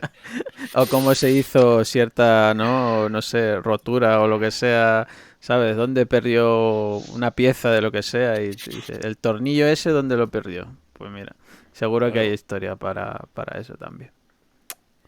Pero bueno. Pues nada, Bruni. Repasillo a IDP. Ya sabéis que también tenéis el especial ahí de Hellboy disponible, donde, pues bueno, hay muchos de los personajes y muchas cosillas tal vez que sí comentamos más detenidamente y más en profundidad en ese especial. Hoy hemos ido un poco más rápido sobre todo por eso, ¿no? Porque hay muchas cosas que es spoiler, básicamente, ¿vale? Y que preferimos... Es que costaba hablar de arcos argumentales sin decir aquí, es que ya como sustituye X a X o... Cuesta un huevo. Yo creo que hemos hecho bastante buen esquive de esas cosas, ¿eh? No hemos roto nada. No, yo he salido sabiendo lo mismo que sabía al principio. O sea que bien. Al final. No, al final, lo de Sapien, todas esas mierdas ya lo sé. Pero sí, eso sí. Pues nada, voy a dar las gracias a los escrulazos por haber estado aquí. A los que estáis, a los que estuvisteis, a los que estaréis. Como decía George, esto se subirá a YouTube para que lo tengáis ahí para consultar, para que os piquéis, para que tengáis más ganas de coger los integrales, que yo sé que muchos no os vais a leer la serie hasta que no salgan todos los integrales, que también lo que dice Alberto, son muchos tomos, pero que luego en integrales son menos, ¿eh? Sí. Pues lo han puesto fácil y barato. Van 8, Van 8 integrales. Y más barato, que si te compras tomo a tomo, pero bueno. Sí, hombre, bastante más. Eso nos ha pasado con Hellboy y nos ha pasado con todo. Y por supuesto, muchas gracias, señor Alberto, por pasarse por aquí. A vosotros. Los hermanos Illuminati siempre están ahí. Y eso que nos ha faltado Moriarty. Ha faltado el Pelanas. Moriarty ha dicho que estaba conduciendo. Que no sé a dónde estará conduciendo hasta ahora de la noche. Dando algún sitio, a saber lo que está haciendo, pero bueno. A una víctima, está buscando a alguna víctima. Sí. Hacerle alguna rima o algo de eso. Perdona, tiene hora y ya la has cagado. No, a Luis tenemos que traerle, tenemos que traer a todos los Illuminati, que ya os hablaremos de una cosilla que queremos hacer, que como sabéis que nos gusta mucho hablar de dibujo y a Luis le tienes que traer para hablar de dibujo, vamos a hablar un poquillo. Sácate bien la gafanda, que parece un colgado. Gracias, papá. Señor Germán, también a ti muchas gracias. Nah, hombre, a mí ya la gracia a esta altura que me vas a dar. Vete el resto. Como siempre. Vete el resto. No, sí, desde luego. Una fotico yo de lo que no te has leído. Es que tengo ganas de seguir. Es que ya la he contado más de una vez. Es que llego un día a la tienda y me dice, Germán, mira, no sé qué, no sé cuánto, mira. Y me enseña la última página del tomo de la última serie de ¿qué era? De la Tierra ya, ¿no? Y dije, bueno, vale, pues nada. ¿Tú sabes cuántos spoilers nos hemos comido mirando el preview para hacer los pedidos? Es como... Ahí tiene que también pagar. No lo hemos dicho. Deberían haber sido un poco más sutiles, sobre todo en los últimos números con las portadas. Un poco de sutileza no estaba mal, ¿eh? Pues nada, señor George. Pues nada, un placer como siempre estar aquí y que lo dicho, nada lo tenéis en YouTube, también en iVoox y nada, pues nos vemos a la próxima. Pues nada, entonces lo dicho. Venga, terminamos este lunes, comienza la semana, el jueves no sé con qué venimos, pero vendremos. Eso está seguro. Recomendaciones, ¿no? Lecturillas. Sí, yo tengo por ahí algunas. Hay acumulado, se nos acumula. Hay acumulado. Así que nada, ¿y tú? ¿En quién confías? En Kraus, no. El pajarúnculo. ¿Tenéis Sapien? Tampoco, no sé. Pajarúnculo. El pajarúnculo, sí. En la espada. Venga, chicuelos, nos vemos. Venga, un abrazo. Chao. Hasta luego. Mundo Skrull. ¿Y tú? ¿En quién confías?